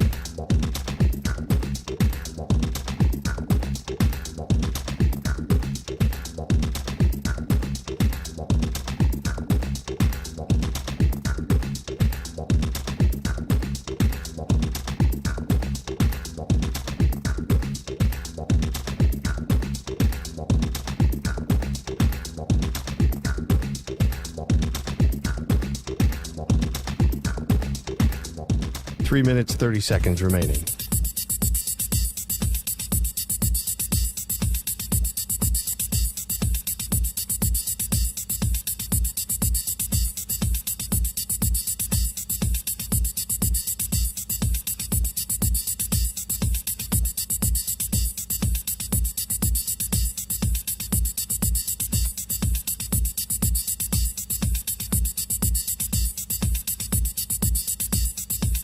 Three minutes remaining.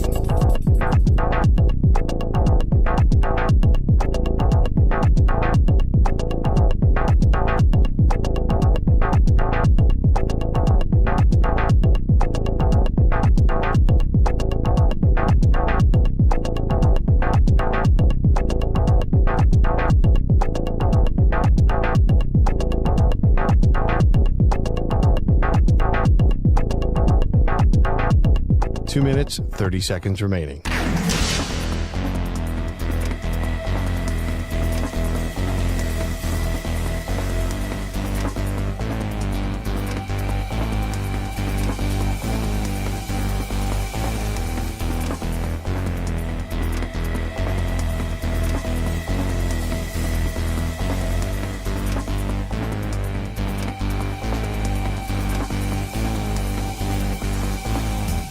Two minutes remaining.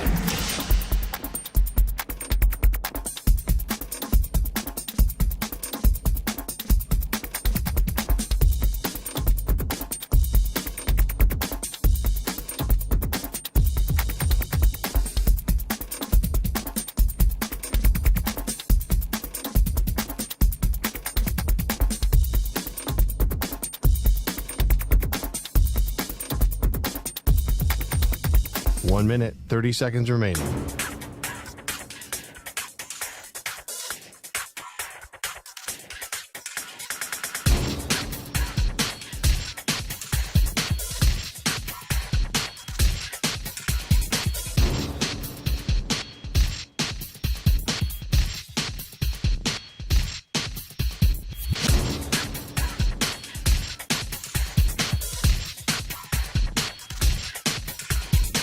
1 minute remaining.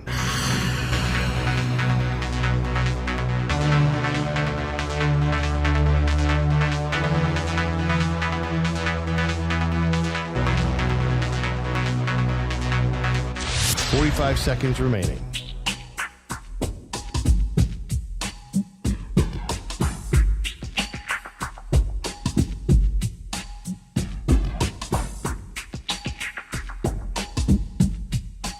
Seconds remaining.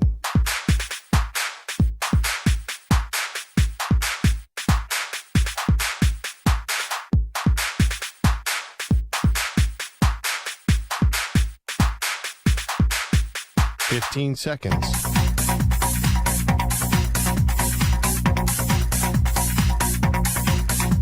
Break ends in 5 seconds.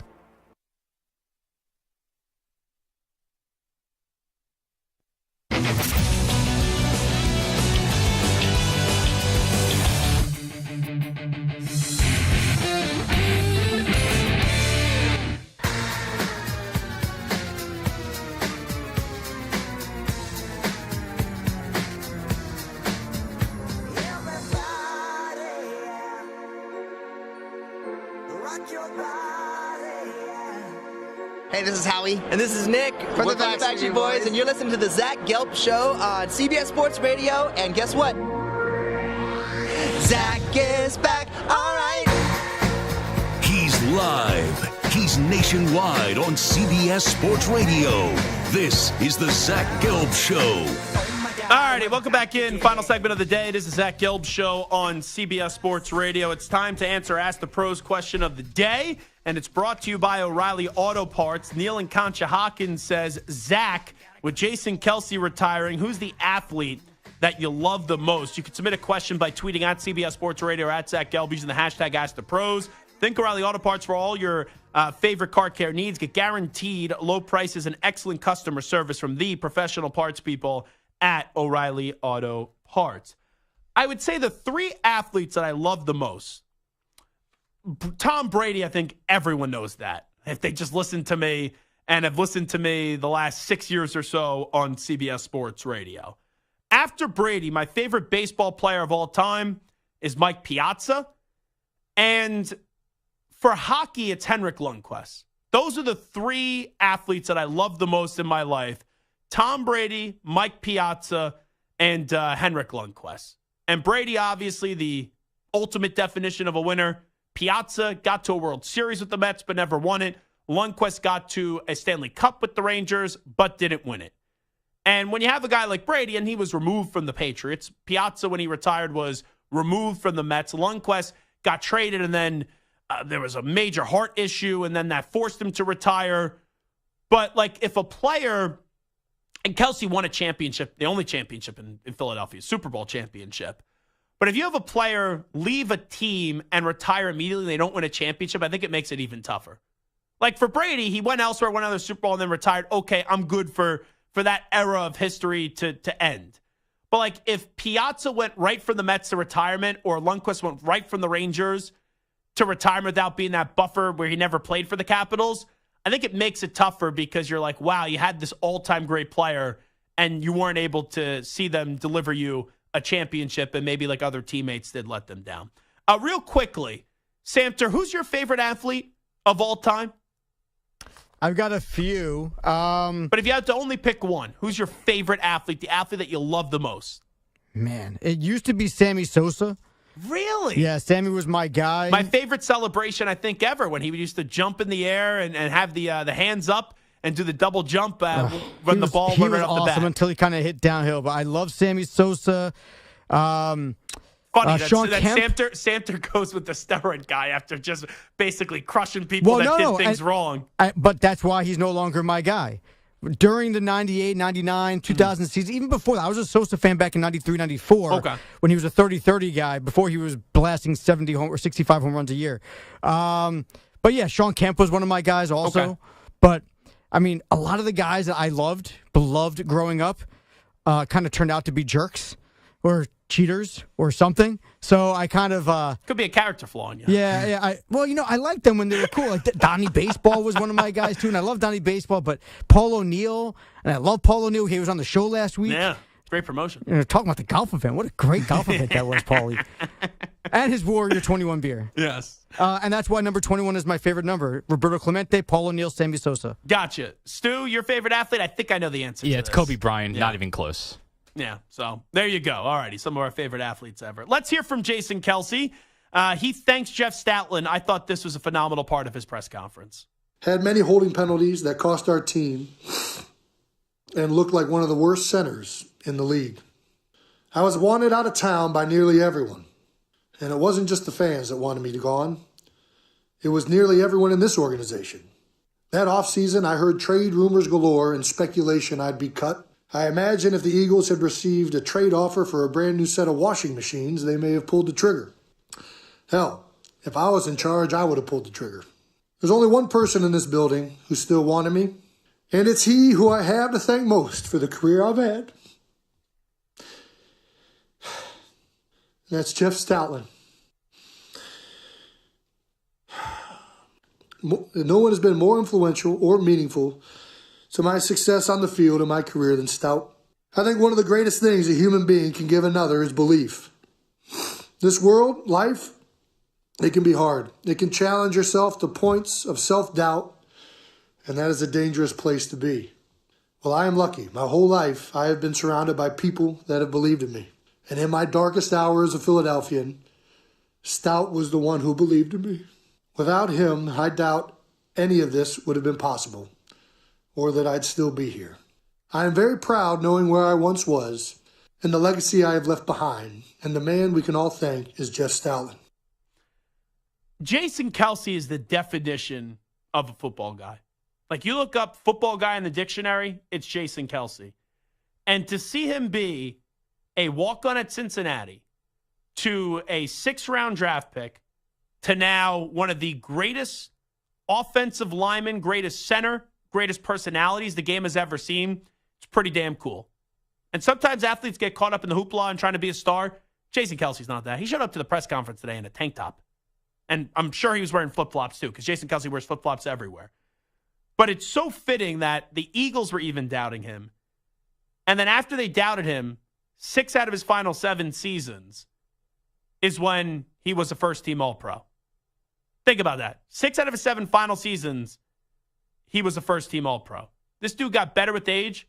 He didn't have to walk away. He still had a lot of good football left, or maybe another 2 years of good football left, great football left. But he just felt like it was time. And he won a Super Bowl. There was nothing left for Jason Kelsey to do in Philadelphia. And man, just what a legend. What a bleeping legend Jason Kelsey is. I don't think there's anyone on the planet that despises Jason Kelsey, unless if you're just a defensive lineman that's anger from a battle that you lost up against him. All righty, fun show today. Big thanks to Charles Davis, each and every one of you, Stu and Mike as well. We'll be back tomorrow at 3 p.m. Eastern, noon Pacific. We out, everybody. Bye-bye.